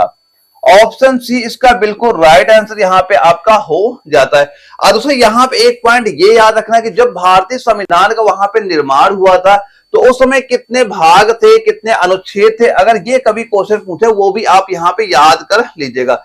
और दोस्तों अगर कभी ये कोई एक पॉइंट याद करना, जो संविधान संशोधन की शक्ति है ये भारत में किसके पास दी गई? संसद के पास वहां पे दी गई है। और संविधान संशोधन के प्रावधान को दक्षिण अफ्रीका के संविधान से आपका लिया गया। इंपॉर्टेंट पॉइंट होता है कि जो आप संविधान संशोधन करते हैं, हम लोग कोई कानून हमें पारित करना होता है तो संविधान संशोधन करना होता है। अब ये बताओ जो ये प्रक्रिया हम किस देश के संविधान से लिया? क्योंकि जो आपका भारतीय संविधान है ये कई देशों के संविधान से मिलकर बनाया, यानी कुछ पार्ट किसी देश का लिया गया, कुछ पार्ट किसी देश का लिया गया, सारा कुछ मिला के आपका भारतीय संविधान का निर्माण वहां पे आपका किया गया था। तो संविधान जो संशोधन है ये आपका दक्षिण अफ्रीका के संविधान से आपका लिया गया था। ऑप्शन सी आपका राइट आंसर यहाँ पे हो जाता है। अब ये बताओ चाहे भारतीय संविधान का निम्नलिखित में से कौन सा अनुच्छेद भारत की द्विसदनीय संसद का प्रावधान करता है? द्विसदनीय संसद का प्रावधान करता है। हमसे यहां अनुच्छेद आपका पूछा गया था दानापुर एआरओ में जब क्वेश्चन ये पूछा गया था। तो अनुच्छेद 49 होगा, अनुच्छेद आपका 89 होगा, अनुच्छेद 79 हो गया, अनुच्छेद आपका 59 आपका हो जाएगा। तो आप इसका राइट आंसर आप कितना बता देंगे? आप बताएंगे ये हो जाएगा हमारा क्या? अनुच्छेद नंबर 79। ऑप्शन सी आपका बिल्कुल राइट आंसर यहाँ पे आपका हो जाता है। यानी संविधान के जो आपका अनुच्छेद 79 है इसके अनुसार आपको राष्ट्रपति हो गया, लोकसभा हो गया, राज्यसभा हो, इनको क्या जो सम्मिलित रूप होता है ये क्या कहलाता है? आपका संसद वहां पे आपका कहलाता है। तो कभी अगर पूछा जाए एक क्वेश्चन कि ये बताओ जो संसद है ये किससे मिलके बना हुआ है, तो आप क्या बताएंगे? जो संसद है ये आपका राष्ट्रपति हो गया, लोकसभा हो गया, राज्यसभा होगा, इन तीनों को मिला के क्या बताएंगे? तीनों को मिलके ही आपका ये संसद का निर्माण वहां पे होता है। और एक पॉइंट दो एक ये नोट करना, कभी अगर आपसे ये क्वेश्चन पूछा जाए जो आपका अनुच्छेद नंबर 80 और एक ये नोट करना जो आपका अनुच्छेद नंबर 81, अनुच्छेद नंबर आप 81, इसमें क्या है? राज्यसभा के गठन का प्रावधान। इसमें क्या है? जो आपकी राज्यसभा है, जो राज्यसभा गठन का प्रावधान इसमें आपका बताया गया है। अनुच्छेद नंबर 81 में क्या बताया गया? जो आपका लोकसभा है, इसमें क्या बताया गया? जो आपका लोकसभा का गठन का प्रावधान इसमें आपका बताया गया। ये दोनों अनुच्छेद आपके इंपॉर्टेंट हो जाते हैं, ये भी यहाँ पे नोट कर लेना कि अनुच्छेद 80 में पूछेगा आप बताएंगे जो राज्यसभा का गठन है इसका निर्माण के बारे में बताएगा, 81 में जो लोकसभा गठन के निर्माण के बारे में आपका बताया गया है। तो ये पॉइंट दोनों पॉइंट एक बार यहाँ पे नोट कर लीजिएगा। अगले क्वेश्चन दोस्तों हमसे पूछा जा रहा है कि निम्नलिखित में से पांड्यों की राजधानी क्या थी? जो पांडव थे उनकी राजधानी क्या थी ये पूछा जा रहा है। इन 4 ऑप्शन में बताओ राइट आंसर क्या हो जाएगा। नागपुर एआरओ में सीधे सीधे क्वेश्चन हमारा ये पूछा गया था। तो इसका दोस्तों आप राइट आंसर बताओ कितना आप यहां बता देंगे? तो हम क्या बताएंगे? मदुरै। तो पांडवों की राजधानी क्या बता देंगे? हम क्या बताएंगे? मदुरै आपका राइट आंसर हो जाएगा। यानी ऑप्शन बी इसका बिल्कुल राइट आंसर आपका यहाँ पे हो जाता है। और दोस्तों ये जो आपका क्या एक अगर क्वेश्चन आपसे ये क्वेश्चन पूछा जाता है क्या चाहिए? अब ये बताओ तो अच्छा कि आपके जो पल्लो थे, एक पॉइंट ये नोट कर, जो पेपर में का क्वेश्चन पूछा गया था कि जो आपके पल्लवों की राजधानी किसकी? पल्लवों की। अब ये बताओ पल्लवों की राजधानी क्या हो जाएगी? पल्लवों की राजधानी ये पेपर में क्वेश्चन आपका पूछा जा चुका है। या तो क्या बताएंगे? पल्लवों की राजधानी क्या बताएंगे? आप बता देंगे कांचीपुरम। क्या बताएंगे यहाँ पे? कांचीपुरम आपका इसका राइट आंसर यहाँ पे आपका हो जाता है। और दोस्तों यहाँ पे एक पॉइंट ये नोट कर, जो आपका पुहार दिया गया ना, पुहार आपका क्या होता है?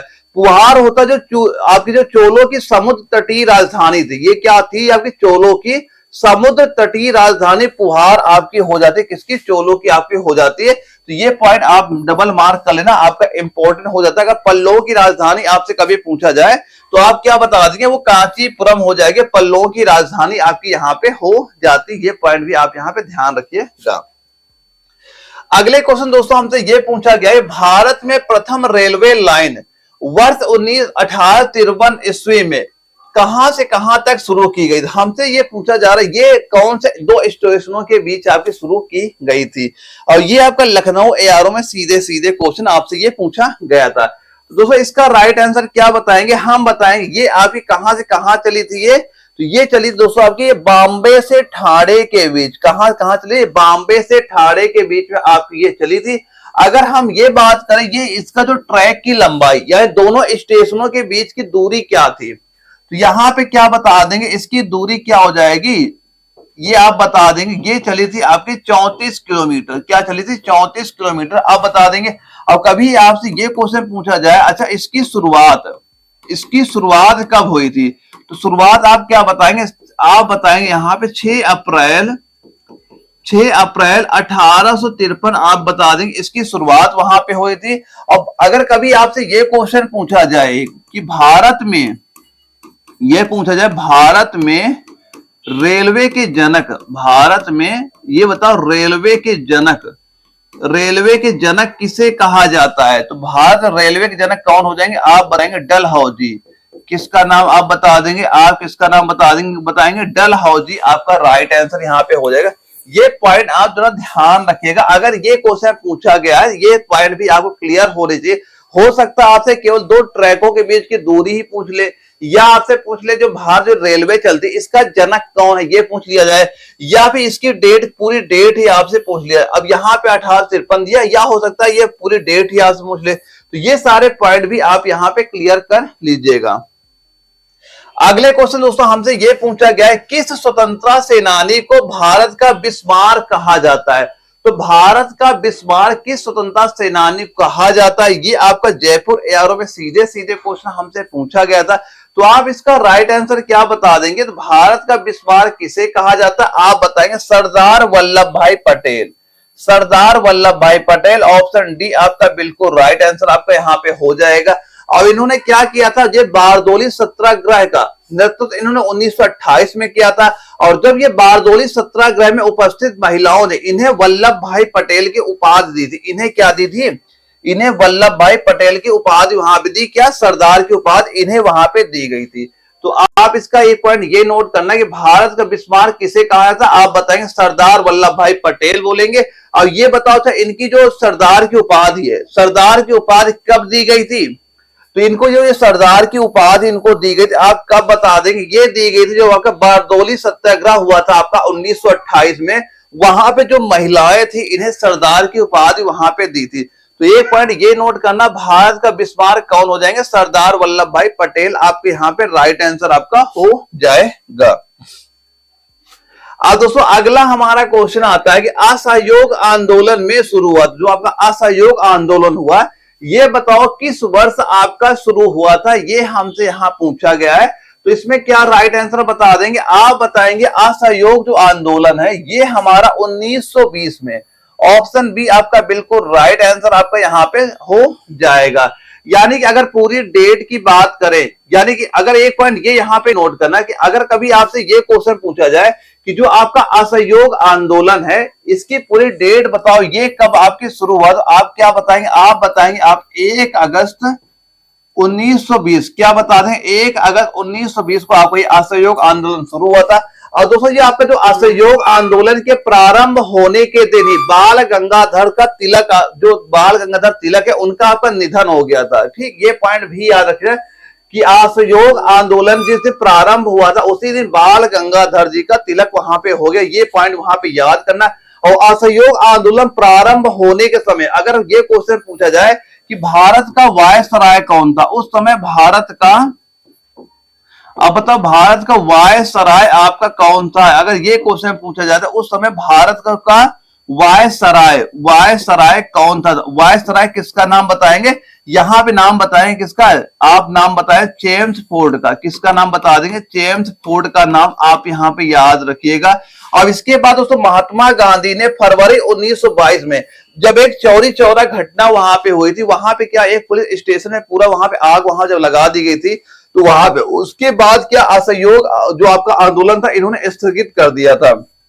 तो यहाँ पे डेट क्या याद करेंगे, यहाँ पे आपको पता होना चाहिए कि जो फरवरी 1922 में जो आपका चौरी चौरा, जो आप क्या बताएंगे चौरी चौरा, ये पॉइंट याद करें, जो चौरी चौरा हत्याकांड हुआ था इसके बाद महात्मा गांधी ने असहयोग जो आंदोलन था ये वहां पे वापस ले लिया, यानी इस आंदोलन को वहां पे बंद आपका ये कर दिया गया था। तो ये सारे पॉइंट यहाँ पे नोट कर लेना कि असहयोग आंदोलन कब शुरू हुआ, आप बताएंगे 1 अगस्त 1920 बता देंगे।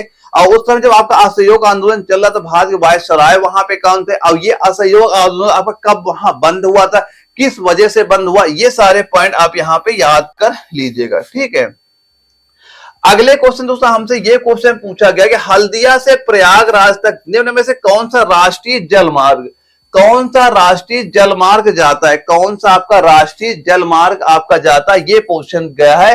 अब तो कौन सा राष्ट्रीय जलमार्ग आपका हो जाएगा जो हल्दिया से प्रयागराज तक आपका ये जाता है, तो कौन सा जलमार्ग आप इसका राइट आंसर बताएंगे, तो वो हमारा क्या हो जाएगा, आपका हो जाएगा राष्ट्रीय जलमार्ग नंबर 1। आपका जो जलमार्ग नंबर 1 है ये आपका बिल्कुल राइट आंसर हो जाएगा, ऑप्शन सी इसका राइट आंसर यहाँ पे हमारा हो जाता है। और दोस्तों जो आपकी हल्दिया है ना, हल्दिया कहाँ, ये है आपका पश्चिम बंगाल से, और ये प्रयागराज कहाँ पे, जो कि मान लो इलाहाबाद का चेंज नाम का प्रयागराज हो गया, ये आपका यूपी में होता है। यानी हल्दिया कहाँ, पश्चिम बंगाल में है, ये आपका यूपी में आपका यहाँ पे हो जाता है। और दोस्तों यहाँ पे जो आपकी ये राष्ट्रीय जलमार्ग 2 दूसरा दिखाई पड़ रहा है, ये कहाँ जाएगा, ये आपका असम से सादिया, ये क्या बताएंगे, असम में जो आपका एक सादिया से धुबरी, इसमें क्या बताएंगे आपका, इसमें ये बताइएगा अगर इसका क्वेश्चन पूछा जाए कि सादिया से धुबरी, सादिया से धुबरी, ये पॉइंट यहाँ पे आप इसका याद कर लेना। और इसके बाद जो राष्ट्रीय जलमार्ग आपका 3 है, ये कहां जाता है, ये केरल में आपका जो कोल्लम, क्या बताएंगे, कोल्लम से आपका कोट्टापुरम, इसका क्या बता देंगे, यहाँ पे आप बताएंगे कि कोल्लम से, क्या बताएंगे आप, कोल्लम से आपके क्या बताएंगे यहाँ पे, कुट्टापुरम, आप ये याद यहाँ पे रखिएगा। ठीक है, ये सारे पॉइंट भी यहाँ पे याद कर लेना। अगर आपसे क्वेश्चन राष्ट्रीय जलमार्ग 1 पूछेगा तो आप बताएंगे हल्दिया से प्रयागराज, और वहीं पर राष्ट्रीय जलमार्ग 2 पूछेगा जो आपका असम का सादिया से आपका धुबरी तक जाएगा, और राष्ट्रीय जलमार्ग जो 3 है ये आपका कोल्लम से आपका कोट्टापुरम तक जाएगा, जो कि केरल में आपका ये हो जाता है। तो अगर ये क्वेश्चन पूछा गया, ये भी राष्ट्रीय जलमार्ग आप याद कर लेना, आपके एग्जाम में यहाँ से क्वेश्चन आपके पूछे जा सकते हैं। ये आपका अंबाला एआरओ में सीधे सीधे क्वेश्चन हमारा पूछा गया था। इसके बाद अगला क्वेश्चन दोस्तों आता है कि भारत की सबसे लंबी नदी बताओ कौन सी है, भारत की सबसे लंबी नदी हमसे पूछा जा रहा है। देखो यहाँ पे क्वेश्चन कभी ना कंफ्यूजन है कि अगर आपके दक्षिण भारत की पूछेगा उसका अलग आंसर होगा, सबसे लंबी नदी पूछेगा उसका अलग आंसर होगा, सबसे चौड़ी नदी पूछेगा उसका आपका अलग आंसर होगा। यहाँ आपसे पूछा ये जा रहा है सबसे लंबी नदी बताओ कौन सी है, जो कि आपका दानापुर एआरओ में सीधा सीधा क्वेश्चन हमारा ये पूछा गया था। तो इसका राइट आंसर दोस्तों क्या बताओगे, सबसे लंबी नदी कौन सी हो जाएगी, गंगा नदी, सबसे लंबी क्या हो जाएगी, ऑप्शन सी आपका बिल्कुल राइट आंसर यहाँ पे आपका हो जाता है। अगर वहीं पे इसकी लंबाई की बात करें, इस लंबाई क्या हो जाएगा 2525, इसकी लंबाई क्या हो जाएगी 2525 किलोमीटर, इसकी लंबाई आप यहाँ पे बता देंगे। और इसके बाद दोस्तों कभी आपसे ये क्वेश्चन पूछा जाए जो आपकी गोदावरी नदी है, अब ये बताओ इसकी लंबाई क्या है गोदावरी नदी की, तो इसकी लंबाई क्या बताएंगे, आप बताएंगे 1465, इसकी लंबाई क्या है 1465 किलोमीटर आपकी यहाँ पे हो जाएगी। और जो आपकी ये कावेरी नदी होती है इसकी लंबाई क्या बताएंगे, आप बताएं 800 किलोमीटर, इसकी लंबाई आपकी यहाँ पे हो जाती है। और दोस्तों जो आपकी ब्रह्मपुत्र नदी है ना, इसकी लंबाई भारत एवं अन्य देशों सहित अगर टोटल लंबाई जोड़ी जाए, यानी क्योंकि ये नदी भारत में बहती है, भारत बहती है आपकी, फिर दूसरे देश में भी बहती है, अगर टोटल तब लंबाई पूछी जाती है तो इसकी लंबाई क्या हो जाएगी, यानी इसमें ये ध्यान रखना कि भारत प्लस अन्य देश, भारत प्लस अन्य देश, अगर दोनों को काउंट कर लिया जाए तब इसकी लंबाई आपकी होती है 2900 किलोमीटर, तब आपकी यहाँ पे क्या होती है 2900 किलोमीटर। तो अगर इसमें क्या होता है, इसमें आपके दोनों काउंट है, यानी भारत में भी बहती है और दूसरे देशों में भी आपकी ये बहती है। तो हमसे ये पूछा गया है भारत की सबसे लंबी नदी पूछा जा रहा है, तो आप गंगा का नाम यहाँ पे दे देंगे क्या, 2525 किलोमीटर इसकी लंबाई आपकी यहाँ पे हो जाती है। ठीक है, और यहाँ पे ये सारे पॉइंट भी नोट कर लेना। अगर आपके प्रॉपर किसी नदी की लंबाई पूछा था तो आप इनकी ये सारे पॉइंट याद करना। कावेरी के पूछेगा 800 बताएंगे, गोदावरी बोलेगा तो 1465 बताएंगे, ब्रह्मपुत्र की बोलेगा आपके 2900 बताएंगे। लेकिन हमसे पूछा गया तो भारत नदी बहती भी हो और सबसे लंबी भी हो तो आप गंगा का नाम यहाँ पे याद रखना, कभी कंफ्यूज वहां पे आप ना होइएगा। अब इसके बाद दोस्तों हमारा अगला क्वेश्चन आता है, ये बताओ भारत के योजना आयोग को नीति आयोग द्वारा प्रतिस्थापित किया गया था। ये क्वेश्चन आपको रिपीट हो गया है, कब प्रतिस्थापित किया गया था, अभी मैंने इसका बता ही दिया था क्या हो जाएगा इसका 2015 में आपका हो जाएगा। ऑप्शन नंबर डी आपका बिल्कुल राइट आंसर यहाँ पे हो जाएगा। अच्छा यहाँ पे याद ये भी कर लेना कि 2014 में जो प्रधानमंत्री नरेंद्र मोदी ने योजना आयोग को भंग कर दिया और उसके बाद 2015 में इसके स्थान पे आपका नीति आयोग का गठन वहां पे कर दिया था। और यहाँ पे दोस्तों एक पॉइंट ये याद करना जो आपका नीति आयोग का पूरा नाम आपका राष्ट्रीय भारत परिवर्तन संस्थान है। एक पॉइंट ये नोट कर लें, कभी अगर आपसे ये क्वेश्चन पूछा जाए कि जो आपका नीति आयोग, अब यहां पे आया है 2 पॉइंट और नोट कर लें, नीति आयोग का पूरा नाम बताओ क्या है। तो पूरा नाम आप इसका क्या बता देंगे, पूरा नाम क्या हो जाएगा, आप यहां पे नोट करें कि राष्ट्रीय, इसका पूरा नाम क्या हो जाएगा, राष्ट्रीय भारत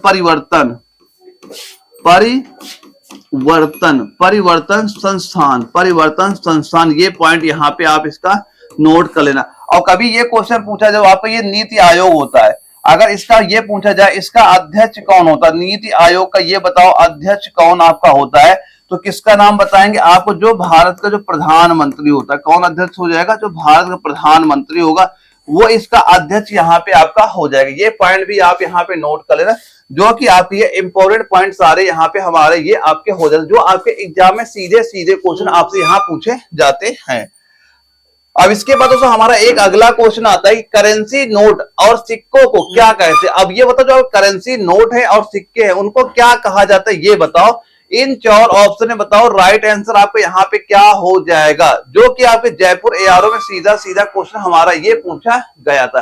तो इसका राइट दोस्तों आप आंसर क्या बता देंगे, ये आप बताएंगे क्या हो जाएगा, कागजी मुद्रा। क्या कहेंगे इसे, कागजी मुद्रा। ऑप्शन नंबर डी आपका बिल्कुल राइट आंसर यहाँ पे आपका हो जाता है। और दोस्तों यहाँ पे 1-2 पॉइंट ये आप याद रखिएगा कि जो भारतीय रिजर्व बैंक है, यानी जो आपका आरबीआई है, जो भारतीय रिजर्व बैंक आपका होता है, ये आपकी जो बैंक द्वारा जारी करेंसी नोट और सिक्कों की कागजी मुद्रा आपका ये वहां पे कहता है। और अगर कभी आपसे ये क्वेश्चन पूछा जाए कि स्वतंत्र भारत का पहला बैंक, यानी कि आपका पहला बैंक नोट, कि स्वतंत्र भारत का पहला बैंक नोट, अगर आपसे ये क्वेश्चन कभी पूछा जाए पहला बैंक नोट कब जारी किया गया था, तो आप क्या बताएंगे, 1949 में आपका ये जारी किया गया था। और ये नोट कितने रुपए का था, पहला नोट आपका 1 रुपए का नोट आपका वहां पे था। और दोस्तों कागजी मुद्रा जारी करने वाला अगर कभी क्वेश्चन ये पूछा जाए कि जो आपकी कागजी मुद्रा, ये क्वेश्चन पूछ ले कि जो आपकी कागजी मुद्रा जारी करने वाला पहला देश, जारी करने वाला, अब ये बताओ पहला देश कौन सा आपका हो जाएगा, किस देश का नाम बताएंगे आप यहां बता देंगे, वो देश हो जाएगा आपका चीन। कौन देश हो जाएगा, चीन आपका हो जाएगा। ये 2 पॉइंट भी आप यहाँ पे याद कर लेना, आपके ये इंपॉर्टेंट पॉइंट आपके यहाँ पे हो जाते हैं। तो दोस्तों यहां से हमारा क्या होता है, जो जीके वाला पार्ट होता है ये यहां से अपना दोस्तों कंप्लीट आपके हो जाते हैं। यहाँ इसके आगे दोस्तों हमारे मैथ के क्वेश्चन आपके स्टार्ट होते हैं। और जो मैथ्स की आपके इतने हार्ड क्वेश्चन वहां पे नहीं आते, बस आपके थोड़ी कैलकुलेशन सही होने और आपको ये पता होने कैसे क्वेश्चन पेपर आते हैं और हमें कैसे क्वेश्चन वहां पे तैयारी करने की, अपने एग्जाम में सीधे सीधे क्वेश्चन हमें दिखाई पड़े। जब पहले क्वेश्चन में एक क्वेश्चन ये पूछा गया कि एक शर्ट जो है आपका $30 में खरीदी जाती है और $40 में बेची जाती है। अब ये बताओ लाभ का परसेंटेज बताओ, कितना लाभ का परसेंटेज होगा। तो दोस्तों ये बात हमें पता है कि जो आपका लाभ प्रतिशत होता है ये बराबर क्या होता है, हमें कितने रुपए का लाभ हुआ वो हम ऊपर लिखेंगे, नीचे लिखते हैं हम क्रय मूल्य लिखते हैं और गुणे आप 100 कर देंगे, आपका आंसर वहां पे आ जाएगा। तो क्या होता है इसका फार्मूला, यहाँ पे नीचे क्या लिखे, क्रय मूल्य यानी कास्ट प्राइस लिखते हैं, ऊपर लिखते हैं हमें कितने रुपए का आपका प्रॉफिट हो रहा है और इसको गुणे आप 100 कर दोगे, यहां से आपका परसेंटेज क्या लाभ हुआ वो आप यहाँ पे निकाल सकते हैं। जैसे यहाँ पे दिया गया है, अगर यहाँ पे क्रय मूल्य एक वस्तु को अगर हम 30 रुपए में खरीदे, $30 लिखा, हमारा 30 रुपए में खरीदा, ठीक है, उसके 40 रुपए में बेच दिया और उसका सेलिंग प्राइस हमने लिख दिया 40 रुपए। अब आप बताओगे 30 के सामान खरीदा, 40 का बेच दिया आपने, तो आपको कितने रुपए का प्रॉफिट हुआ, आप बताएंगे सर हमें 10 रुपए का प्रॉफिट हुआ। तो जो प्रॉफिट हुआ आप ऊपर लिख दोगे, हमें 10 रुपए का प्रॉफिट हुआ, ऊपर लिख दिया। नीचे क्या लिखेंगे, हम क्रय मूल्य लिखते हैं, तो क्रय मूल्य कितना हमारा है, 30 रुपए है, तो बटे हम क्या कर दोगे, 30 कर दोगे और गुणे कर दो आप यहाँ पे 100। अब देखो ये एक 0 से 0 कट गया, हमारा क्या बच रहा है, 100/3, 100/3। अब इसको जो है 3 से 100 को भाग करो, कितनी बार जाएगा, ये जाएगा 3 बार जाएगा, 3 बजे 0.33। अब भाग जैसे करोगे आपका 33.33 आपको यहाँ पे निकल के आ जाएगा। तो राइट आंसर आप इसका सीधा सीधा क्या बता देंगे, ऑप्शन नंबर सी हमारा बिल्कुल राइट आंसर आपका हो जाता है।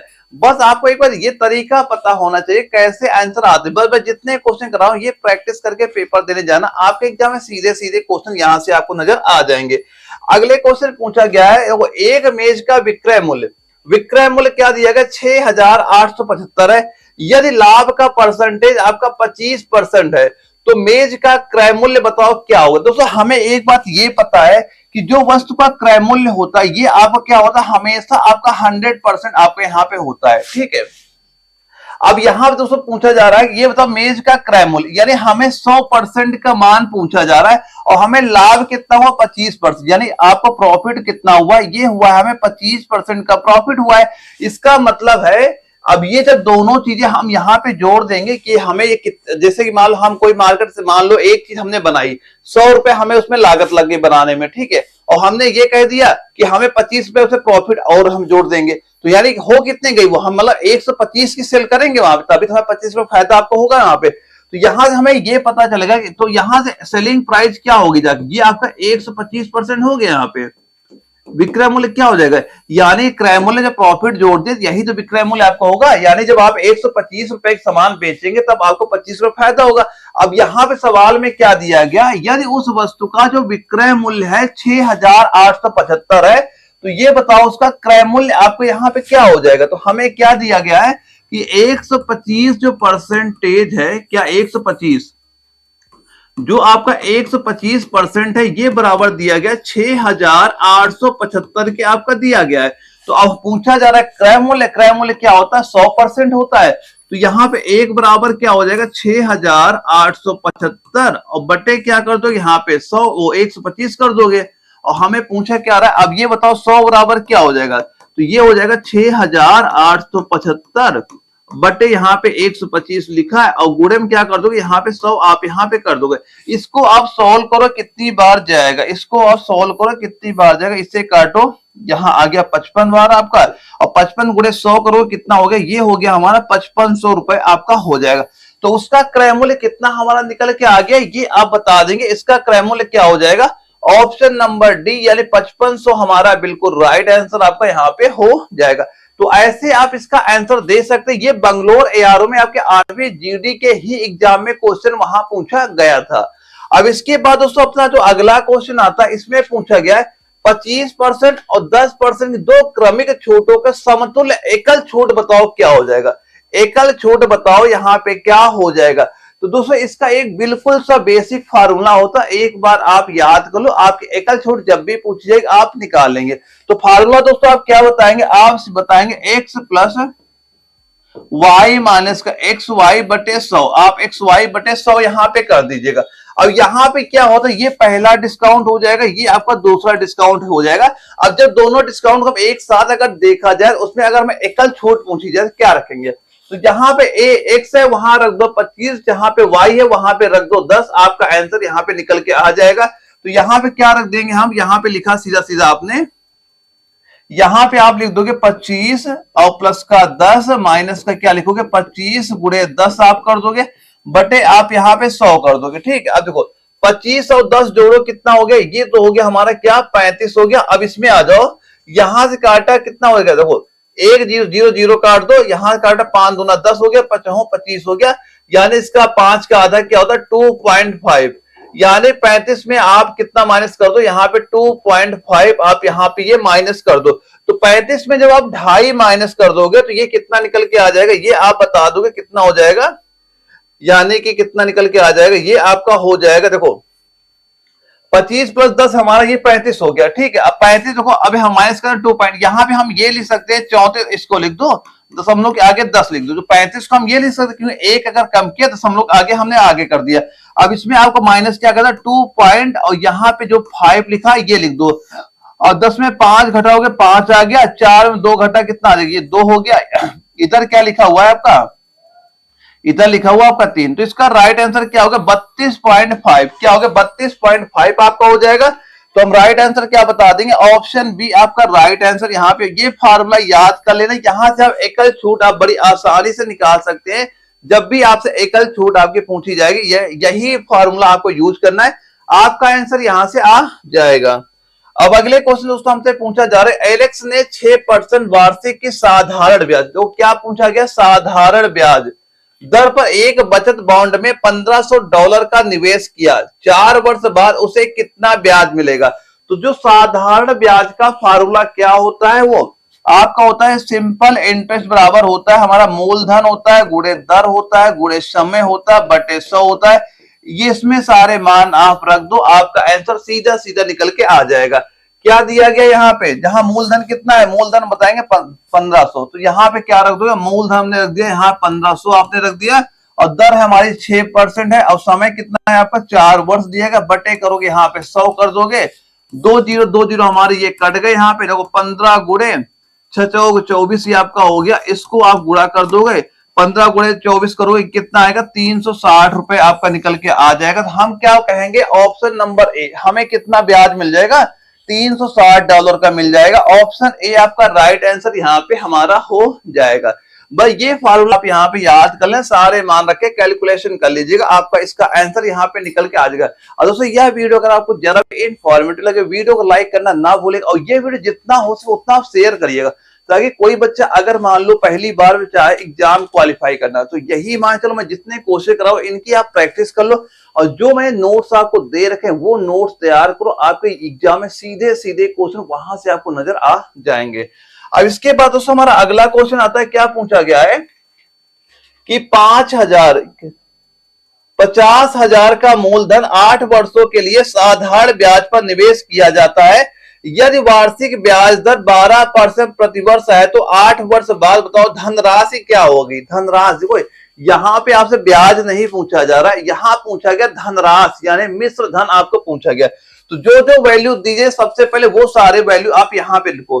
क्या दिया गया, 50,000 लिखा, ये मतलब क्या दिया गया, ये हमें दिया गया यहाँ मूलधन, क्या दिया गया, ये दिया गया आपका 50,000 हमारा, ये दिया गया मूलधन दिया गया, और समय क्या दिया गया, टी बराबर क्या दिया, ये आपको 8 वर्ष दिया गया है, और यहाँ पे दर क्या है आपकी 12%, आर का मान क्या है आपका 12%, ठीक है।